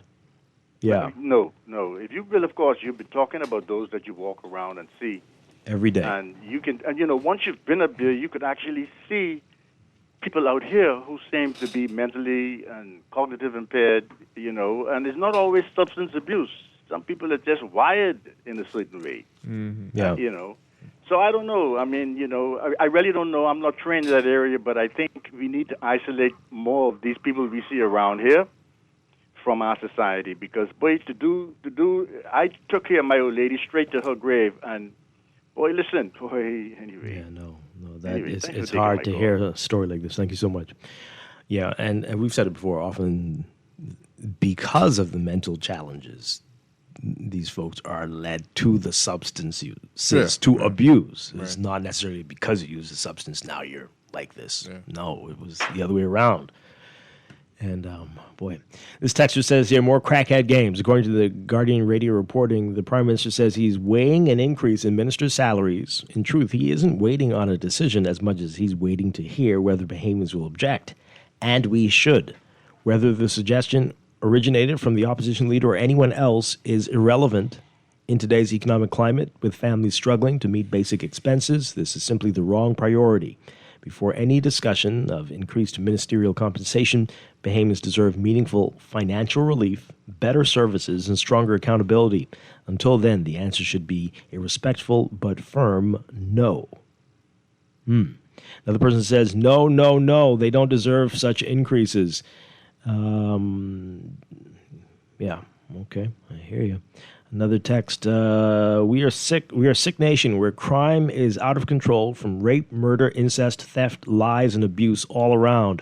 I am 70, and I can't recall in not too many years ago not hearing or reading of these alarming daily reports of crime and abuses. Where are we headed as a nation?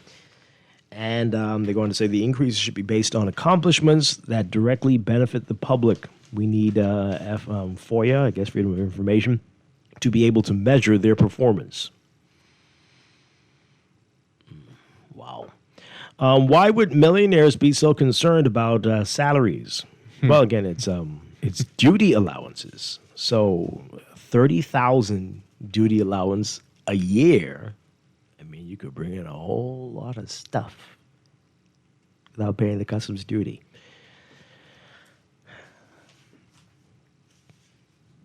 It's true. Some crazy stuff. This person says here the Prime Minister must be joking. As long as civil servants, As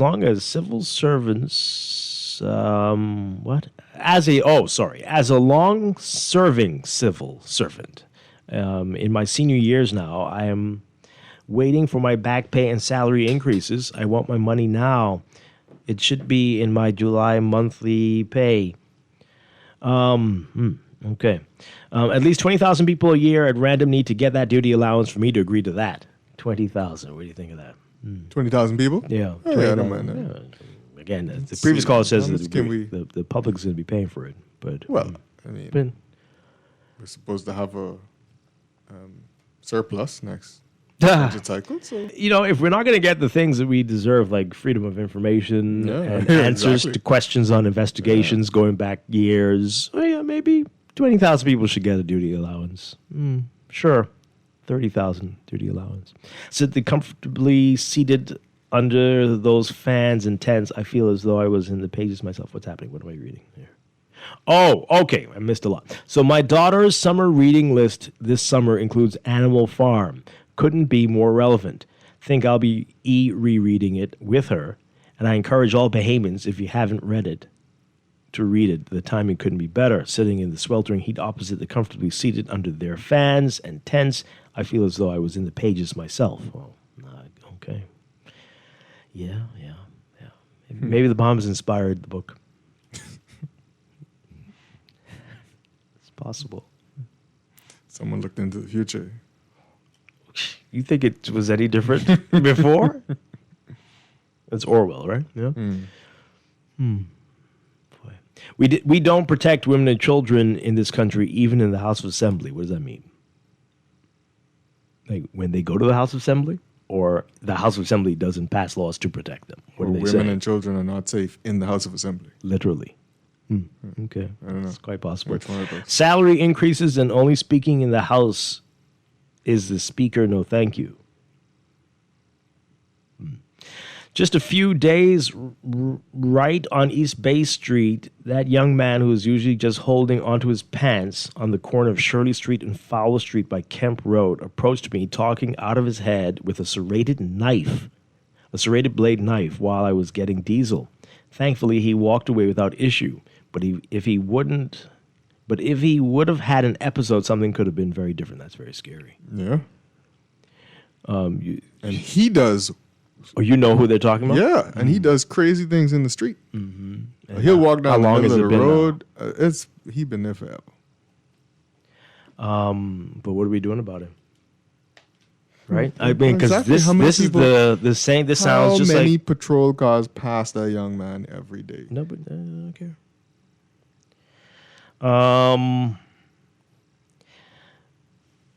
But this is the MO though, because holding onto his pants. This is the same, just like the naked guy, the new naked guy here in Oaks Field. This is what they do. Everybody is just, I don't understand. No, they don't. Can't afford a But belt. nobody's doing anything. Oh, I don't think you'd want that. Oh, man. Yeah. So, we've been talking about a lot of different things. The Prime Minister mulling the MP pay increases. He's claiming that it was the opposition leader's idea. But then you heard he was being kind of dismissive about it because Pintard now is saying this is not the right time. The Prime Minister's comments are a little strange, a little odd. Very odd, but anyway. This is, yes, let's go to the phone lines. Is this who I think it is? Good morning, caller. You are on the air. Yes, good morning. How are you? Hi, good morning. Good. Good morning, and good morning, Chester. Oh, this is Opposition Leader Michael Bahamas. Pintard now. Yes, good morning. Good to have you with us. Yes, good to be with you. I read the Prime Minister's comments this morning, and I want to say that the Prime Minister's attempt to say, he didn't attempt, he actually said that the idea of the salary increases, according to what I read, was an idea that I gave to him. It is an absolute lie. An absolute lie. He says that you were initially interested in providing parliamentarians extra money, but now you've changed your mind. Right. So again, his point that he crafted a bill in response to anything that the leader of the opposition said to him. This is the same Prime is a lie, because consider it for a moment. We have made numerous recommendations to the government, in many cases even to amend very serious, far more important legislation than salaries, which benefit primarily members of parliament. Yes, to some extent it by extension benefits constituents. And the Prime Minister has rejected 9 out of 10 times anything we have had to say, and I'm being generous when I say 9 out of 10 times. And in the space of 48 hours, 36 hours, he is going to generate an entire bill on the basis of something I said to him. It is untrue. it is untrue. And I noticed the paper said he suggested that that we were interested, that I was interested in parliamentary salaries. Well, the Prime Minister went on to say in the very same article that this is a matter that obviously they have reviewed because they have compared other jurisdictions. Did he do that in the last couple of days? I doubt seriously. So clearly, he and his team have been considering this for some time.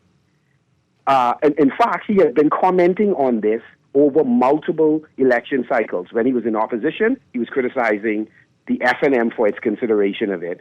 And clearly, his team has been looking at how to adjust it. Now, is something wrong with a prime minister or parliamentarians on both sides considering it? No. Nothing is wrong with weighing on that issue. But with the prime minister, and so certainly opposition would have gladly discussed the issue publicly in the House of Assembly. But the prime minister is lying if he seeks to give the public the impression that, one, we birthed this idea in his head, and that's how he got where he got. All right, so so he's saying that you suggested, that you asked about providing a duty allowance to the leader of opposition business in Parliament. Did that happen? So I just want to be clear on the first point. So we're clear on the first point, that there was no discussion that I approached him for anything for me or anything for parliamentarians by way of salary. We have a leader of opposition business who, like the whip, manages our affairs in Parliament. The whip on all sides receive a stipend. It's less than $1,000 a month. And so, again, there was a discussion about, is that consideration being given to the leader of opposition business? One single person. That's what the discussion, and it wasn't a discussion, it was just simply a comment made to him.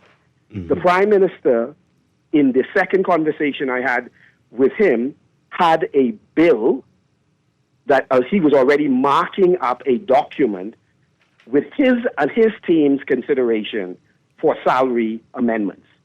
I never raised anything to him about salary for members of Parliament being increased. Never had that discussion with him, and he then went away and came back with a document.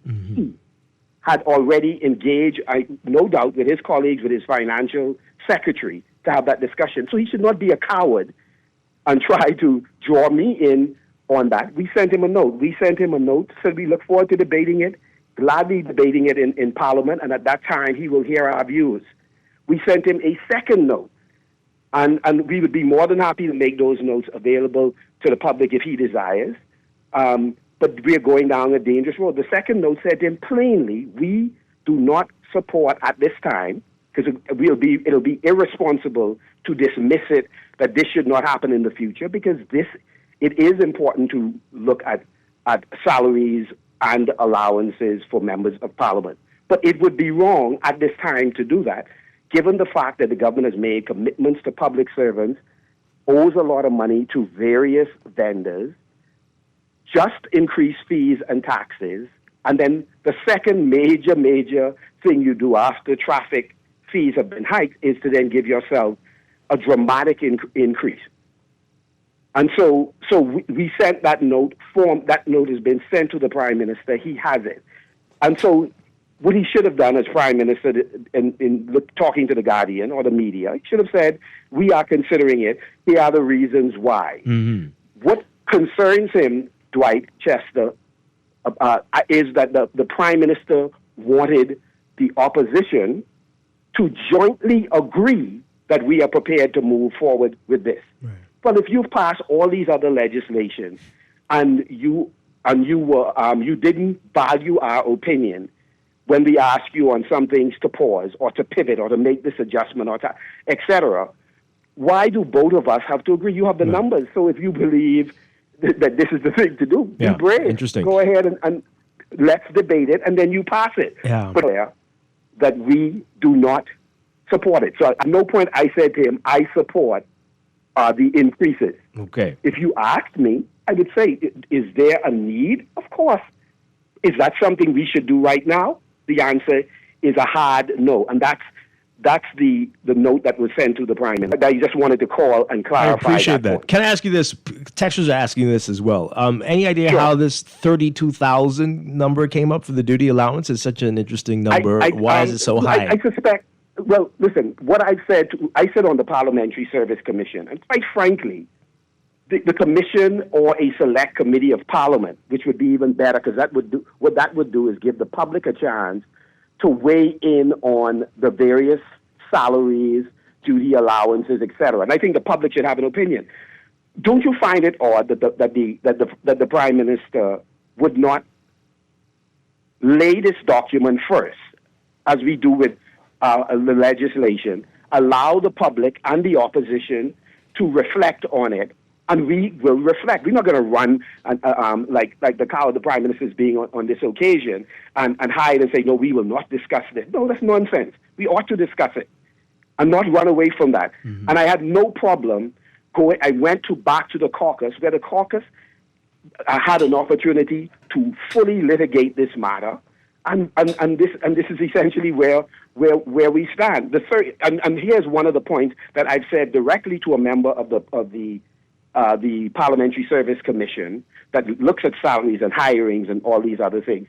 I said, why would you make a duty allowance so large? The public clearly knows what the play is. The play is to not say that it is a salary increase, but in effect, it is a salary increase. You should just be upfront. Mm-hmm. I would, had it been my responsibility, the salary that I thought would have been appropriate for members of Parliament, I would have put it under salary. And then, of course, duty allowance does make sense in the public service and for parliamentarians. However, put the amount, and then you're able to justify why you put that particular amount there. And so how he came up with it, I'm uncertain on how he came up with it. And these are the things he ought to discuss. But we were not going to give birth to this jointly with the Prime Minister. He has 33 members in the House, 29 cabinet ministers who no doubt have discussed this issue. And they should, if they feel strongly enough that this ought to be done, they should then carry it to Parliament. And they clearly have the numbers to do it. Wow. We're running out of time in this segment, but I got to ask you this. I know you've been calling for investigations with the Gardner matter. Have you heard anything else from the commissioner, from the speaker, for a committee to look into these things? Where do things stand on this?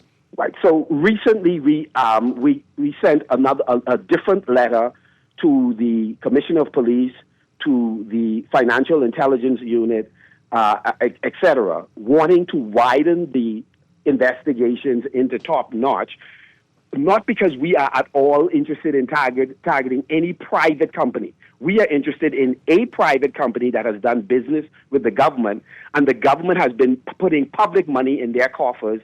They have been putting money in the banking system, and it creates risk for our system if money from ill-gotten gains get into the system. It then affects our reputation locally and internationally, and we don't want a crisis with our system because, again, funds from criminal origins or funds headed to criminal activities are moving through our bank. But worst of all, we don't want our government participating in it. So we have asked the commissioner and others to widen the investigation, to look at the Carmichael Road Village and the housing project in Carmichael Road that's carried out by persons associated with this company. We want to investigate all of the major contracts and dealings that the government has with the company where the beneficial owner is indicted in the U.S. The Speaker would not allow us to have any form of discussion of this in the House. I believe that this 2 months plus break from Parliament, this very long break from Parliament, I believe in part, not entirely, certainly it's been a grueling election and you need a break, has to do with they do not want these kinds of issues litigated in the Parliament in full view of the public, because it is in Bahalkidas who I like as a human being, but disappointed in his judgment in terms of, one, he signed up with a company and he knew as president who the beneficial owner of the company is, documented. The attorney and the president would at least know on the corporate documents who the beneficial owners are of any company that they run. But he denied having been president and gave the impression that he was only a consultant, a kind of a director. So he should not have said that in a press conference. He should not have said that in the House of Assembly on his feet. Because now, with Gardner having admitted through his attorney in documents in the U.S. that he withdrew money from the account, it clearly makes what was said by the Minister of Finance an absolute lie. Because if he is not, again, the beneficial owner, if he is not the president of the company, on what basis is he a signatory on the account? Clearly, a former president of that company would know who all the signatories were, since he was a signatory before the Minister of Finance ever became the president of that company. And so he has now put the Minister of Finance in greater jeopardy. The Minister of Finance has put himself in greater jeopardy because the things that he has said, we now have concrete evidence that it was untrue. And so this is a very serious and alarming issue that they are saying we should not talk about. And I'll say the final thing is this. Fred Mitchell is talking absolute stupidness when he says we are damaging the reputation of the country. We are not consorting with persons who are now in custody for criminal activities, the cross-border movement of drugs, ammunition. We are not the one. The people who are consorting with them is damaging the reputation, not the people who are saying we want to get to the bottom of it. So that nonsense about everyone who they talk to are disappointed in us because we continue to raise the issue, I don't believe it for a moment. We have an obligation to ask the questions. They have an obligation to answer not us, but answer the public. Can you help us for us to understand, what are we to expect to happen on this matter in the Committee of Privilege? Like what goes down inside there about these things? Well, if a member says, my improper motives have been assigned to me or imputed to me, people talking bad but meaning it ain't true, and they're damaging my reputation, personal and professional, the Committee of Privilege is supposed to investigate that. Has that been done? Did we violate the rules of the House? Did we say something that was untrue? But the reality is, I don't know if the committee has even met. The Speaker could not answer that when I asked her yesterday. We believe that it is unlikely that they are going to have this discussion. And they have the majority, so they can do anything they want with that. But what is clear is they cannot erase the facts. The facts is the Minister of Finance, who presides over the economy of the Bahamas, was the president of a company that is now at the center of an international investigation in drug trafficking and trafficking of arms, etc., and concerns about money laundering. So there are two things a person who's presiding over our economy must at least not be guilty of. One, he should not be guilty of not being familiar with the records of the company that he was the president of.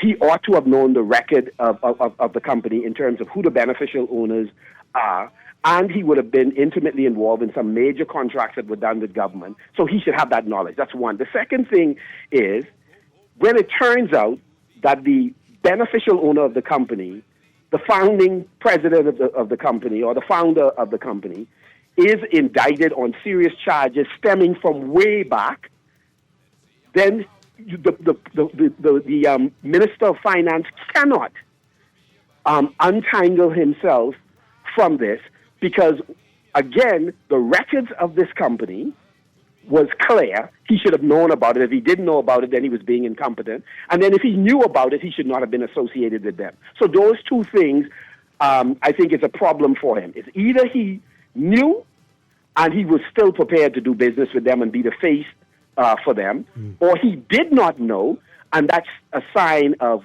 tremendous incompetence if you have access to the lawyer, access to the records, and you could not detect that this person was a signatory on this account, and this person, again, is being investigated by the law and now later indicted. So they are able to justify him continuing in that position. Okay. Not because he's a nice guy. But it was bad judgment. And on the basis of bad judgment, sometimes we have to make the best interest of the team or the country. And unfortunately, the PLP is doubling down on this. They're blaming others. They are blaming whistleblowers. They're blaming the opposition. They're blaming members of the public for talking about this matter, but they're not taking responsibility. Michael Pintard, we have to have you on the show. We have a lot to talk about with you. We'll work out a date when we can do that. But thank you for calling in. Really appreciate it. My pleasure. Thank you very much. Okay. Opposition Leader Michael Pintard there. Wow, an interesting morning so far on the show. We got a lot coming up, though. Stay with us after the news. We're going to be talking about an employment law workshop, a masterclass on wrongful and unfair dismissal, and a whole lot more. I know a lot of Bahamians have a lot to say about this as well, so we'll get into this after the break. This is Morning Blend on Guardian Radio. Stay with us.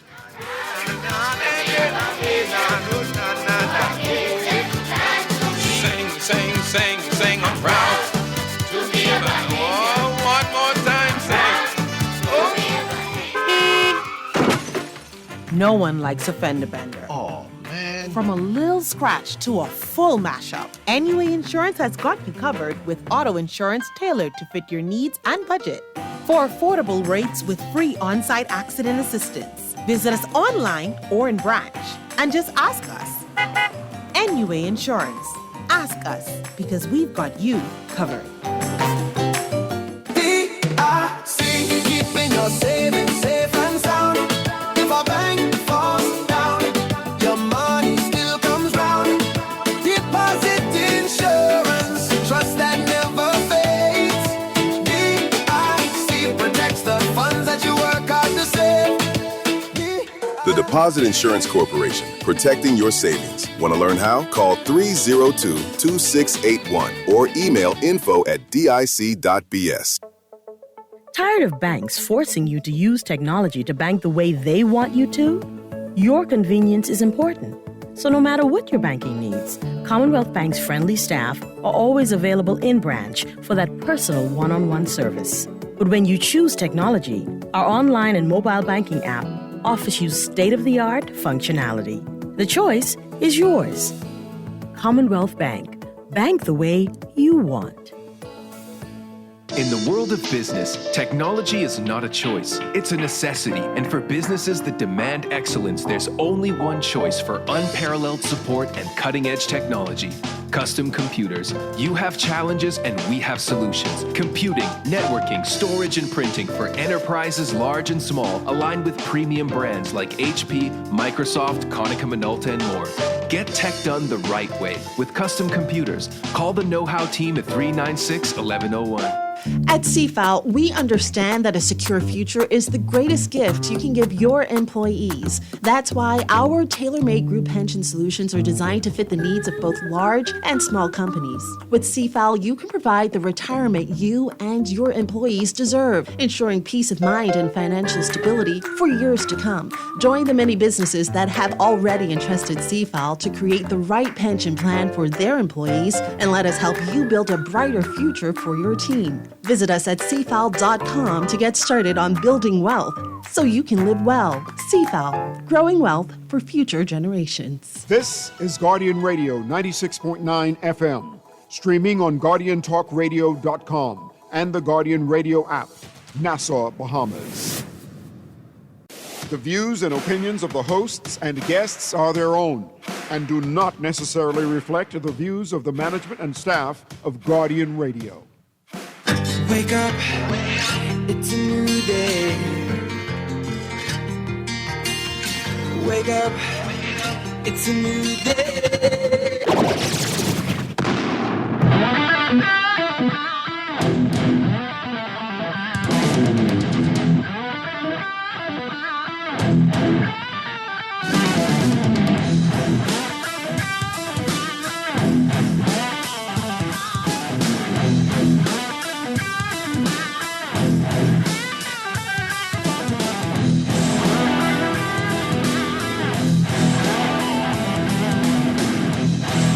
Good morning and welcome to Morning Blend Business on this Wednesday, July 1st, 2026. Welcome back to our Morning Blend listeners.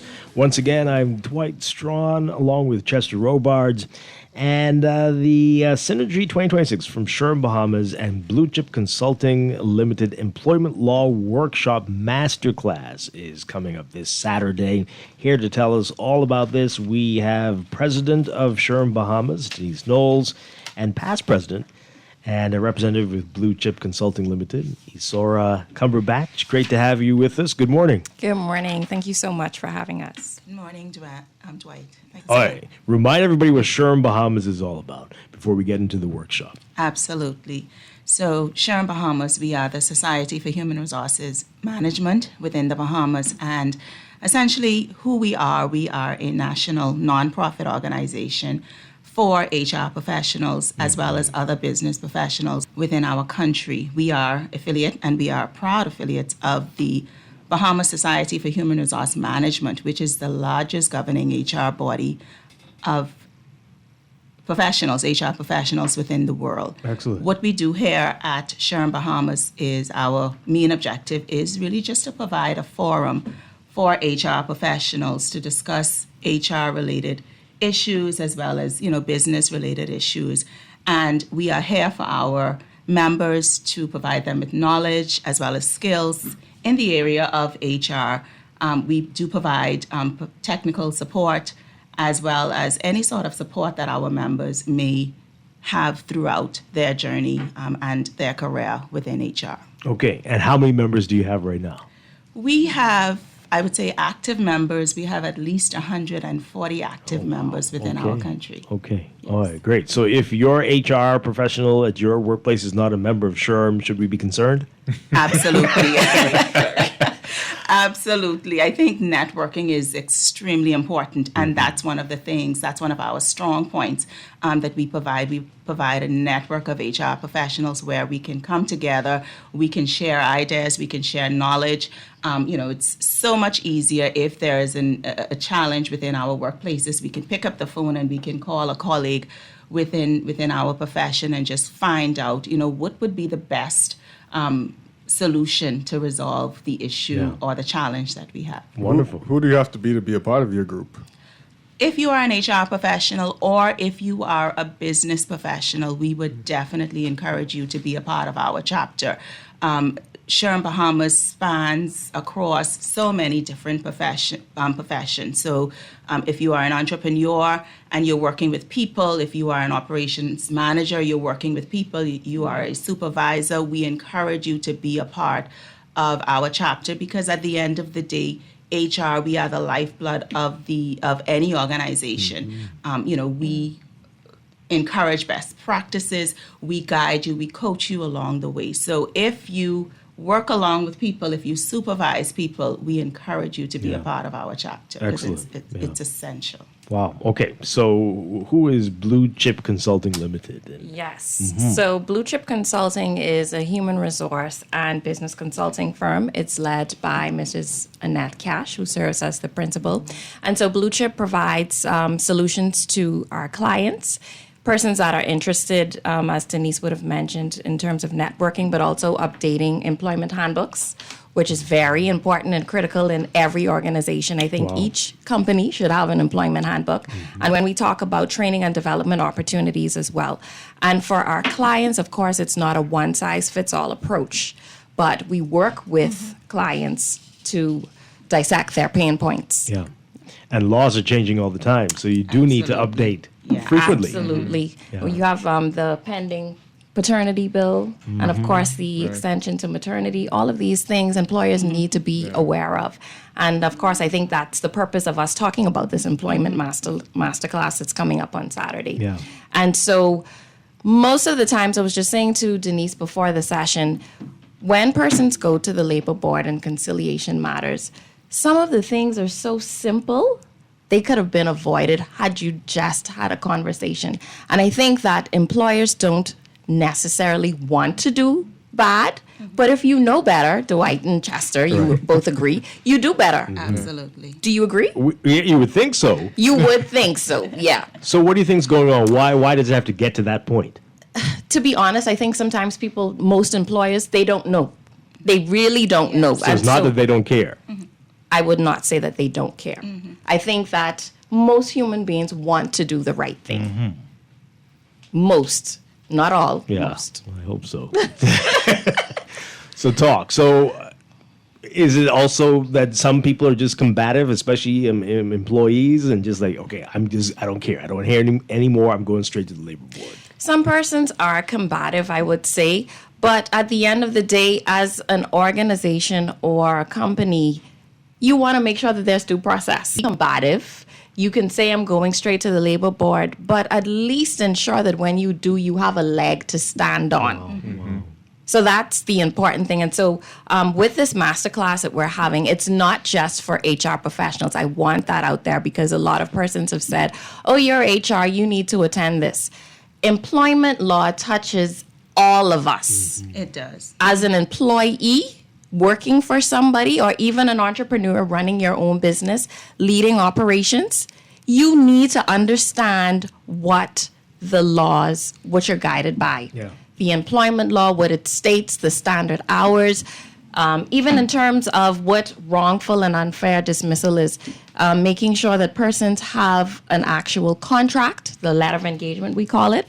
And so these are some of the things that we will talk about most importantly on Saturday, July 4th. And so just to give you guys an overview of who we're going to have presenting. Okay, I want to get to that in a bit. Yes. But there are a couple of things, and I saw Denise's, I saw the wheels turning in her head too. Yes. Before we get into the details of the workshop, but you look like you were about to say something. Yeah, I was actually just going to chime in based on what Isara had mentioned in terms of employers not necessarily wanting to do wrong, or wanting to wrong their employees. Sometimes it could be, improper procedure that may have been followed. It could have been, improper documentation, not the right documentation. It could be, maybe not fair due process within the process. So it's so many things that could have allowed, an employee or an employee and an employer to get to that point. But I think the importance of this law workshop is really to highlight some of the things that we can avoid as employees as well as employers. So I think this is very important, and just rehashing what Isara would have indicated. If you are working with people, it is important for you to be a part of this session. Operations, if you are a supervisor, if you are a manager, if you work directly within HR, if you are an entrepreneur, if you are touching people, it is critical that you are in the room. All right, so I know that the title is Employment Law Workshop, Masterclass Wrongful and Unfair Dismissal. Want to get into that. But speaking of employment law, and you mentioned laws changing, just interpretation of the law seems to be a challenge as well, though. We had the Minister of Labor on a few weeks back around Labor Day, and the challenges around the work hour, the lunch hour, and how people have interpreted that, and we don't have everybody on the same page. How do you make sure that you and your boss are on the same page when it comes to interpreting labor laws? I think it's very important, Dwight, for us to ensure that we understand the law. And I know that the current government, we are going through a revamp of the current Employment Act. Just last year, here in Bahamas, we were a part of that labor legislative reform process. And I know the government, they are going through the process to make updates to the Employment Act. So it is very important for employees and employers to know the law, and even in terms of interpretation, make sure that there is, legal counsel a part of your network, so that if there's any challenges, you need, some sort of interpretation, you can reach out to that employment lawyer or even a labor advocate, just to make sure that you understand what the law is. And even in terms of knowledge, right? It is important for you to ensure that you are equipping yourself, you are knowledgeable, and where there are gray areas, ask the questions, because the law can be interpreted or misinterpreted, I should say, but it is important for you to ask the appropriate questions so that if there are any gray areas, you can seek clarity. Yeah. All right. So, why was it important to have this workshop? What are we doing, and why now? Every employer, we will face difficult employees, right? Employee relations, termination. We know that it is one of the highest risk decisions any organization can make.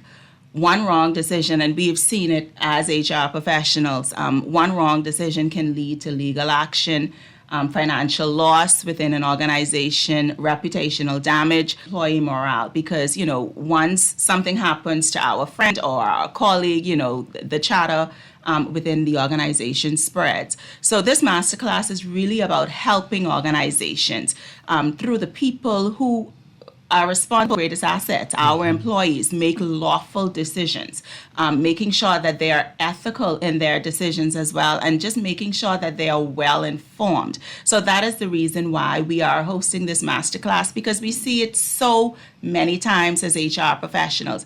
Certain things can be avoided by just having a discussion, and once we have clear discussions, then those things can be avoided. We can save so many wasted time in the front of a conciliator, or even in the front of a Supreme Court judge. So that's the reason why we are hosting this masterclass, just to bring clarity, to bring knowledge, and to ensure that the business community are aware of what is entitled, not necessarily what is entitled to them, but just making sure that they are aware of the legal framework in which all of us should be working within. Yeah. All right, so what can we expect? What form is it going to take? What format? And who will be some of the people who are going to be speaking and presenting on Saturday? Yeah, so we have a great lineup of, I would say, 3 subject matter experts. So we have a Justice of the Supreme Court, Simone Fitzgerald, and I think that this is a great opportunity. That's what makes this masterclass so exceptional. Not every day you get to hear from somebody from the judiciary speaking about, employment law cases and just interpreting things from the court's perspective. The second lineup that we have is also Lakeisha Strachan. She's a partner at Harry B. Sands, Lebowski and Company, and she specializes in employment law. So she'll be speaking on common practical knowledge that persons can avoid and also individuals need to take point on as it relates to the employment relationship. And then we have Eddie Nolis, who's also a labor advocate, who will be going through a legal case with us. I think it's important as HR professionals and, of course, business leaders that we need to keep up with case law. And reading and being able to interpret. There's a saying that a wise man learns from the mistakes of others and not the mistakes of his own. So if I can see a case that would have set precedent and then apply that to, something that we're not doing in our environment, that's made our company wiser, because now we don't have to repeat the same mistake because someone else already did it. Absolutely. And so those are some of the things that we'll be going through on that day. What is a labor advocate? What do they do? So, Denise, you want to touch on what the labor advocate does in the role? Yeah. So a labor advocate is really an individual that really studies the law. They are an advocate, and they ensure that the legal framework is maintained within an organization and even within, the greater community. So that individual really is responsible for ensuring that the laws and the rights of an employer as well as an employee is maintained at all times. And, that person, serves as an advocate for an employee or even an employer. Okay. Sounds like a compliance officer. All right, so what is the cost to attend? So we have group rates available for 5 or more persons that are registered at $200. And of course, the individual is $225. And it starts at what time, and what can you expect? Is there breakfast? Is there... So absolutely. You can start the day Saturday morning with a nice Bahamian breakfast. Oh, wow. Yes. And not Bahamian time. So we start at 9:30. 9:30 sharp. Not Bahamian time. Okay. and we end at 1:30 p.m. Okay. I would encourage persons to, I mean, obviously, we're going to serve breakfast, so I would encourage persons to get there at least by 9 a.m. Because we are going to start on time. And, we do have a power pack session. So definitely you want to be in the room by 9 o'clock, get settled, have your nice breakfast so that we can get started at 9:30 and, so that we can end at 1:30 p.m. Okay. All right. And again, where is it going to be? So it's going to be at the Church of Christ, and that's located Petersfield and Guildford Road. That is right across from Holy Cross. I see you looking. Yeah, like none of those streets sound familiar at all. What? Okay. But we pass it all the time. We pass it all the time. That's Holy Cross. Okay. Yes. Okay. All right. Some text messages coming in and a couple calls, and I have a few more questions. I'll put you two on the spot with HR scenarios that could potentially get you wrongfully dismissed or dismissed fairly. I don't know. We'll see what you all say, and maybe these are issues that need to be brought up at the employment law workshop on Saturday. But caller, you go first. What say you? Dwight, how you doing? Doing well. Well, I'm super surprised, right, that a lot of Bahamians actually don't know that on Saturdays, if you don't work on Saturdays, right, but your employer will call you to work on a Saturday, right, that you're supposed to get paid time and a half. On a Sunday is double time. And actually on a holiday is also double time. You realize a lot of people actually don't know that? We do realize that. And I'm sure a lot of employers are happy that people don't know that. Yeah, but the Department of Labor, I must say, has done a good job in the last few years of actually having press releases, especially when a holiday is coming up, reminding employers that, listen, on public holidays, when someone is rostered to work, that is considered double time. So I must give them credit that even though a lot of employers don't know that, they try to get the word out to at least make sure that, hey, you guys are upholding the law. Yeah. This is what you're supposed to be doing. I would also chime in, Dwight, to indicate that is the reason why networking is so important, right? Because for me as an HR professional working in an organization, I may not be fully aware of how my employees should be working. But if I'm working and if I'm a part of the HR chapter, I can reach out to another HR colleague and they can provide guidance in addition to, the Department of Labor and also, making sure that I'm, upskilling myself by ensuring that I know what the labor laws speak to. So networking is extremely important. That's why being a part of Sharon Bahamas is absolutely important for every HR professional within our country or even a business leader within the country, and just making sure that we are together as HR professionals in understanding what the law speaks Indeed. We were talking with Denise Knowles and Isora Cumberbatch here on Morning Blend Business. Caller, good morning. You're live on the air. Hey, Dwight, one more thing, right? Dwight, you might know this here, right? But people saying that government employees can't get fired, you realize that's actually a myth. It's very easy to get fired by government, I don't know if it's very easy. If your salary is actually stamped below your pay grade, right, you could actually be dismissed. Okay. Well, we'll let them. I don't know if they want to respond. I don't know if it's very easy. I think it's. I wouldn't say that it is easy because you have to go through a process. I think if you're charged with murder, you might lose your job. But right.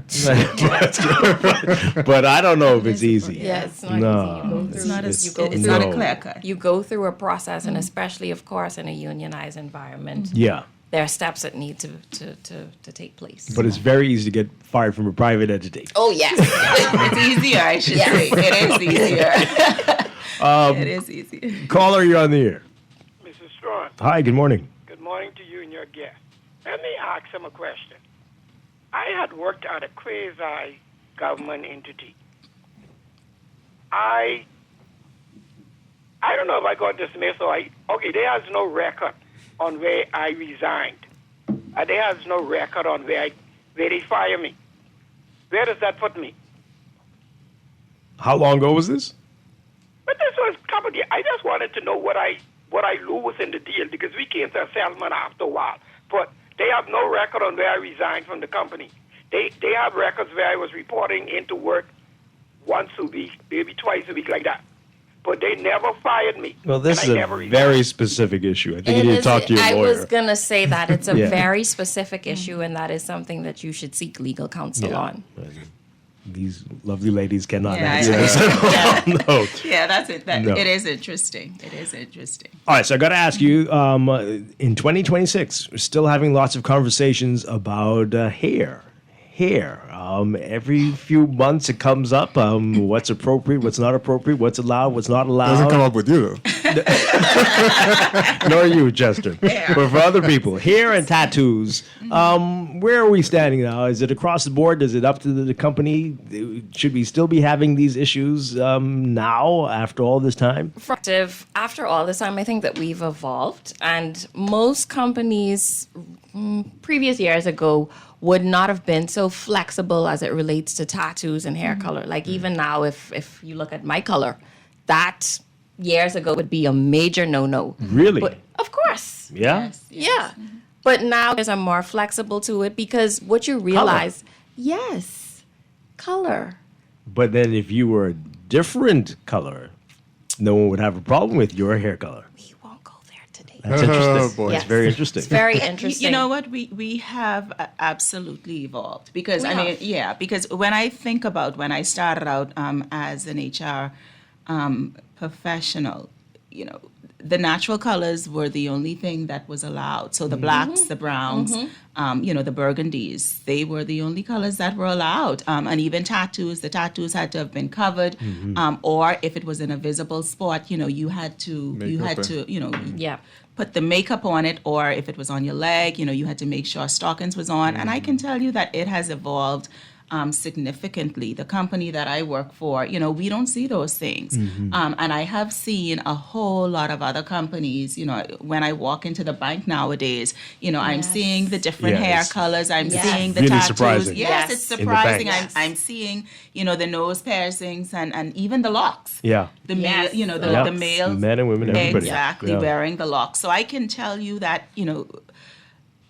what we've evolved as a country, and even in our various business places, because at the end of the day, what a lot of employers, what they're promoting is flexibility, persons to bring their true selves to the organization, and that is if you feel that a different hair color is what sets you apart and what makes you unique, then absolutely. Interesting. At the end of the day, productivity is what we encourage, and we want you to be your true self, and we want you to be comfortable and working in an environment that really supports that. So I know Very that a interesting. lot of companies. So I got to ask you this. Wait, so wait. I don't want to put you on the spot, but now that businesses have adopted this, are we A lot- not well? Not every Not all, business. Yeah, not but all. this is A lot more of commonplace now. Are we unfairly punishing school children?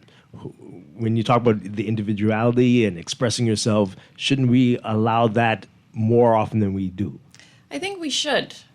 We should. I don't know. Denise is not sold on it.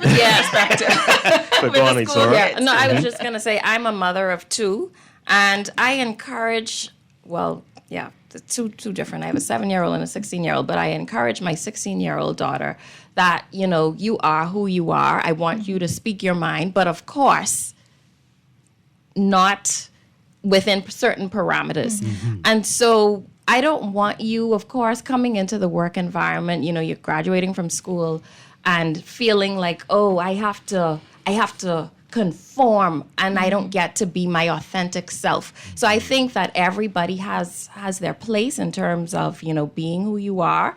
And I just don't want to be that individual where you have to be like everybody else. But so regarding this, did we have a cultural shift of our own, or this is kind of like osmosis from the liberal fallout of the U.S. just kind of coming over fallout. here? Whatever you call it. Whatever you would call it. I think, Chester, that's a good point. I believe that we did have a cultural shift. And a part of what Denise mentioned earlier that I was also going to add is that, yes, we've evolved, but it isn't because we wanted to. I think we were forced to evolve. Because I don't think people knew why we were doing the things we were doing. Exactly. And the other thing too is that it relates to finding talent. So, for example, with the hair, you can meet an excellent candidate that has very good technical skills, communication skills, and they can do the job that you're looking for, but you're judging them on their appearance. Right. And so you lose out, and you realize that access that you had to that talent pool, you no longer did because you're looking at somebody on the basis of their appearance. Absolutely. But you're forced to draw the line somewhere. Of course, yes. So what were you going to say, Denise? I mean, you say you were a little on the fence on that when it comes to school, the high school. Yeah, I think, for the high school, I think during the primitive years of our children, I do believe that, there should be a lot more and a lot more, I guess, law and order. So I feel a little bit different, in terms of my views with the little children, because I do believe that, we ought to guide them as parents. I guess a woman at this point. She's not even a child anymore. But I do believe that, as parents, we ought to rear our children and really guide them in a positive direction. So I do believe that structure is important within the school system. So a little bit more tight, a little bit more structure. Yeah. The long and short of it, just everything can go. Yeah, everything not for the children. Now, after they would have graduated, then allowing them to be their true, authentic self. Leaving that up to them, I think it would be a good thing. But definitely, when they're in the school system, there should be a little bit more structure, a little bit more law, and even order, because we are raising children who are, the next generation. So they need to understand what it is to have structure. They need to know and understand what it is to be a productive citizen. So that's why I feel, the way that I feel for the little children versus I get you. adults. All right, so I've got another philosophical HR question here. Social media. You are, and let's say you're wearing company uniform. You're in social media, you're throwing up some weird hand gestures, or you're doing something questionable. Off hours. Off hours, but you might still be in uniform. Or you might not even be in uniform, but you're a recognizable face associated with the company.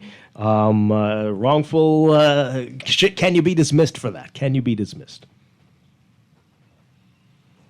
You want to take that, Denise? Yeah. They're thinking about it. We have in the past with persons acting out outside of the working out, outside of their working hours, that may not have been representative of, the values that we represent and the values that we uphold as an organization. So yes, that is something that employers are considering now. And even as employees, it is important for us to also remember, the companies in which we represent. Yes, we have a 9 to 5, and outside of those operating hours, we are who we are. In terms of individuals and wanting to do what we want to do. But at the end of the day, I still feel that it is important for us to recognize that we represent the company in which we are a part of. So taking that into consideration is very important. So the long and short of it is, Dwight, yes. Yeah. I know that we have done it in the past, and multiple organizations, they have terminated persons for issues that may have been, they had to deal with outside of the working hours. You saw even on social media in the States, I mean, people just commenting on a post and saying something outrageous will get you fired. I was going to say that because it all goes back to branding, and a lot of employers now and companies have this documented in their employment handbooks. Exactly. That, if you're in company attire especially, and you're doing certain things that don't align with the company's brand and values, then obviously, yes, you will be terminated. And that is something that is an expectation. That's something that the employee is aware of. So it's not like, oh, I do this on social media and I didn't know. You were fully aware because it's been documented. And that goes back to having proper policies and procedures in an organization, rules that you can be guided by. But can you challenge it as freedom of speech? This is my private account. So what? I'm a VP with the company, but this was my private views, private account. Why? I'm taking you to the labor board. But at the end of the day, Dwight, you agreed when you signed on that dotted line to abide by those policies and procedures or terms and conditions of employment. And so when you deviate from that, that's the consequences. Absolutely. The handbook is basically like some new legislation that you have to follow, right? For a private company. That's basically what it is. Well, for not just private companies, but for any company, government or private. Well, yes, of course, yeah. Wow. All right, so we're getting some interesting text messages. This person says here, hey, I'm just finding out about this event. Am I able to attend? I won't be able to get there on Saturday. Unfortunately, no. Unfortunately, that's not an option during this time. But I would encourage that individual to stay tuned, because this is the first of many sessions that we will host. But that option is not available at this time. Okay, all right. So more to come. More to come, absolutely. All right, one final call, and then we're just going to remind folks about how to be a part of this on Saturday and where, when, and all of those details. Oh, they're gone. Okay, so let's do it again. Saturday, what time and how do we sign up for it? Saturday, July 4th at 9:30 a.m. sharp, not Bahamian time. We end at 1:30. It's going to be at the Church of Christ, Petersfield and Guildford Road. That is just opposite Holy Cross Anglican Church. And again, the cost and how to register? So cost, it is $225 for an individual registration, but if you are part of a group, 5 or more persons, the cost would be $200. In terms of getting in contact with us, so you can reach out to myself. My cell is 424-4923, or even Isara Cumberbatch, and her cell is 457-2004. One of the things that we have been heavily advertising this event, so you can visit our website. So Sharon Bahamas' website, you can just, put it in your Google chat, and, it will come up. You can send an email to our mailbox. It is bhrda.bs@gmail.com for registration details. It is also available on our social media pages. So it's on LinkedIn, it's on Instagram, it's on Facebook. So feel free to reach, to log on to our media page. Not only Sharon Bahamas, but also Blue Chip as well. All right. How many people can you accommodate? Because you're saying 5 or more if you come in a group. We show up with a whole bunch of people. Yeah. 200. Oh, that's good. Okay. Yes. Okay. All right. That's good size. Good size. Yes. Wonderful stuff. Someone's asking again, how can I join SHRM? And same website will give you information. Absolutely. Absolutely. We would encourage you to visit our website. And are there fees? Is there membership? Yeah. Of course there is. Of course there is, Dwight. We are a non-profit organization. So our annual fee is $400, and that allows you to be a part of the local chapter, as well as our global chapter, SHRM, which is the Society for Human Resource Management globally. So that gives you an opportunity to be a part of something exciting. I can tell you that SHRM, or the Society for Human Resource Management, we have over 288,000 members within the network, and that spans throughout so many different countries. So you are not just, if you join our chapter, it would just not be you becoming a part of the local chapter, but obviously, that global network. We just came back from a conference, and, the conference was just phenomenal. We were in Orlando, and we had a delegation of 40 plus individuals throughout the Bahamas. So that was an amazing opportunity for us to network. So I would definitely encourage, persons to be a part of our chapter, because there are exciting things happening every month, every quarter. We're just a group of dynamic HR professionals who are passionate about the profession. We're passionate about learning. We're passionate about developing the profession and also networking with, the various stakeholders within our country to ensure that HR is the voice of the employers. Excellent. And employees. Great stuff. Very exciting. Again, it's Saturday, the Employment Law Workshop, the Masterclass on Wrongful and Unfair Dismissal, Saturday, 9:30 a.m. Ladies, thank you so much for being here this morning. Thank you so Appreciate much it. for Great having us. conversation. So much. Yes. Denise Knowles, Isora Cumberbatch, thank you again. Absolutely.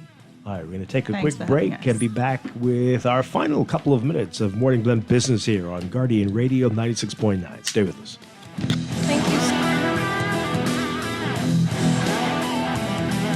Hey folks, thanks for your patience. We'll be taking off very shortly. You should be wheels up in about 40 minutes. And due to a bumpy ride, snacks and beverage service has been suspended. AC has given us some trouble. Sorry folks. And Wi-Fi is out. And so is the entertainment. Yeah, I'm sorry about the smell, folks. We are aware. I know. Just one more quick note. We are going to have to deplane. We're like the plane ride that isn't a nightmare. CG Atlantic agents and brokers. Good like that. Planning for retirement can be overwhelming, but with CFAL, it doesn't have to be. We offer tailor-made individual, group, and pen to take the guesswork out of retirement planning. Whether it's for you or your company, don't leave your future to chance and let the trusted hands of CFAL's experts guide you toward peace of mind and financial stability. Low upfront costs and affordable monthly payments make it easy for you to build wealth so you can live well. Visit us at cfal.com to start on your path toward financial freedom. CFAL, growing wealth for future generations. The Progressive Jackpot is on fire at Everybody Wins Live. First, a player won over $20,000 in cash. Then, another player took home over $30,000 in cash. That's more than $50,000 in jackpot winnings already. Now, the jackpot has reset and is growing again. With a minimum $10 bet, you could be eligible for the next big win. Lottery, casino, and sportsbook. Only at Everybody Wins Live, where winnings live. Mic drop.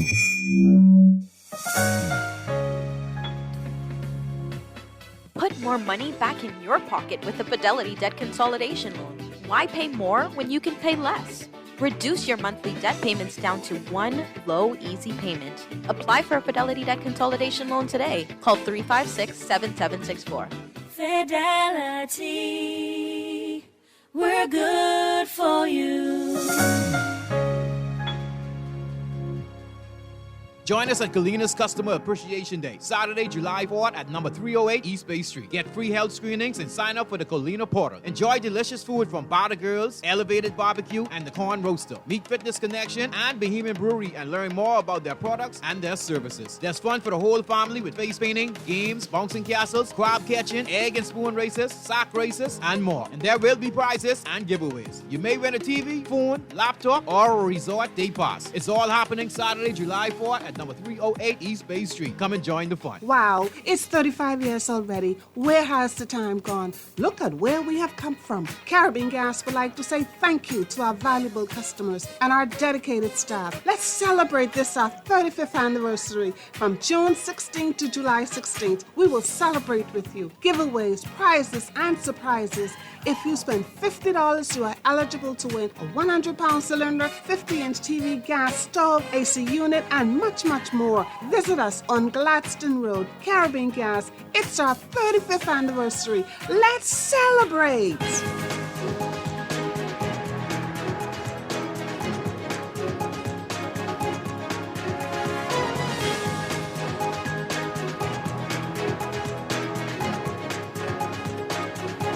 It is time for your morning business report brought to you by CFAL.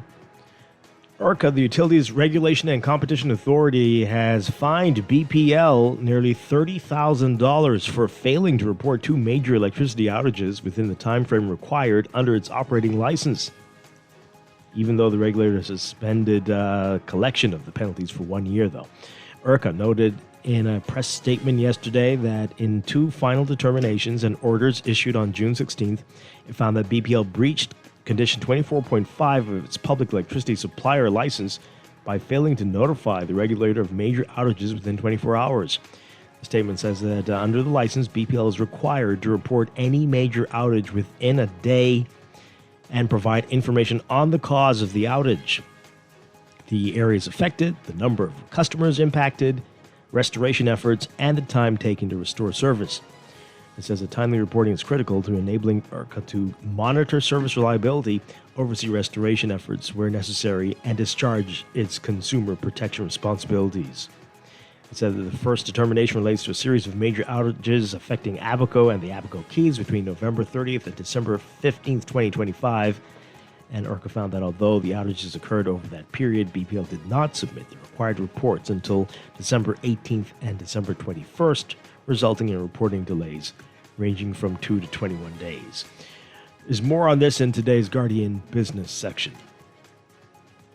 A back-to-school supplier has been hit with shipping-related challenges due to the war with the U.S. and Iran, being forced to pay for Diamond Tier status to get containers in on time. Diamond Tier is a priority service level for cargo. Managing Director and owner-operator of Forum Center, Martha Wallace, telling Guardian Business that MSC is only willing to place her back-to-school shipments on the Diamond Tier list due to the complications in the Strait of Hormuz due to the ongoing war in Iran. Caribbean businesses are being urged to rethink how they prepare for hurricane. Experts warning that disaster resilience must become a leadership priority as storms become increasingly destructive due to climate change. The warning coming during the webinar Cat 5 Ready Business Continuity in the Eye of the Storm, hosted by Cloud Carib Limited, with contributions from CG Atlantic Insurance and Structured Bahamas. Panelists pointed to the mounting economic cost of major hurricanes across the region, noting that Caribbean economies lose an average of 17% of GDP when a major hurricane makes landfall.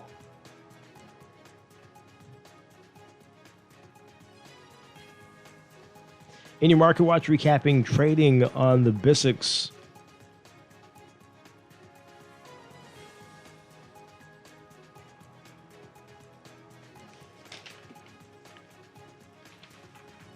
Your market movers, AML Foods Limited moving 1,400 shares, closing at $9.49, up 41 cents. APD moving 100, closing at $50.50, unchanged. The BISX All Share Index closing at 3,223.81, up 1.84. That's your Market Watch, and that is your morning business report brought to you by CFAL, growing wealth for future generations.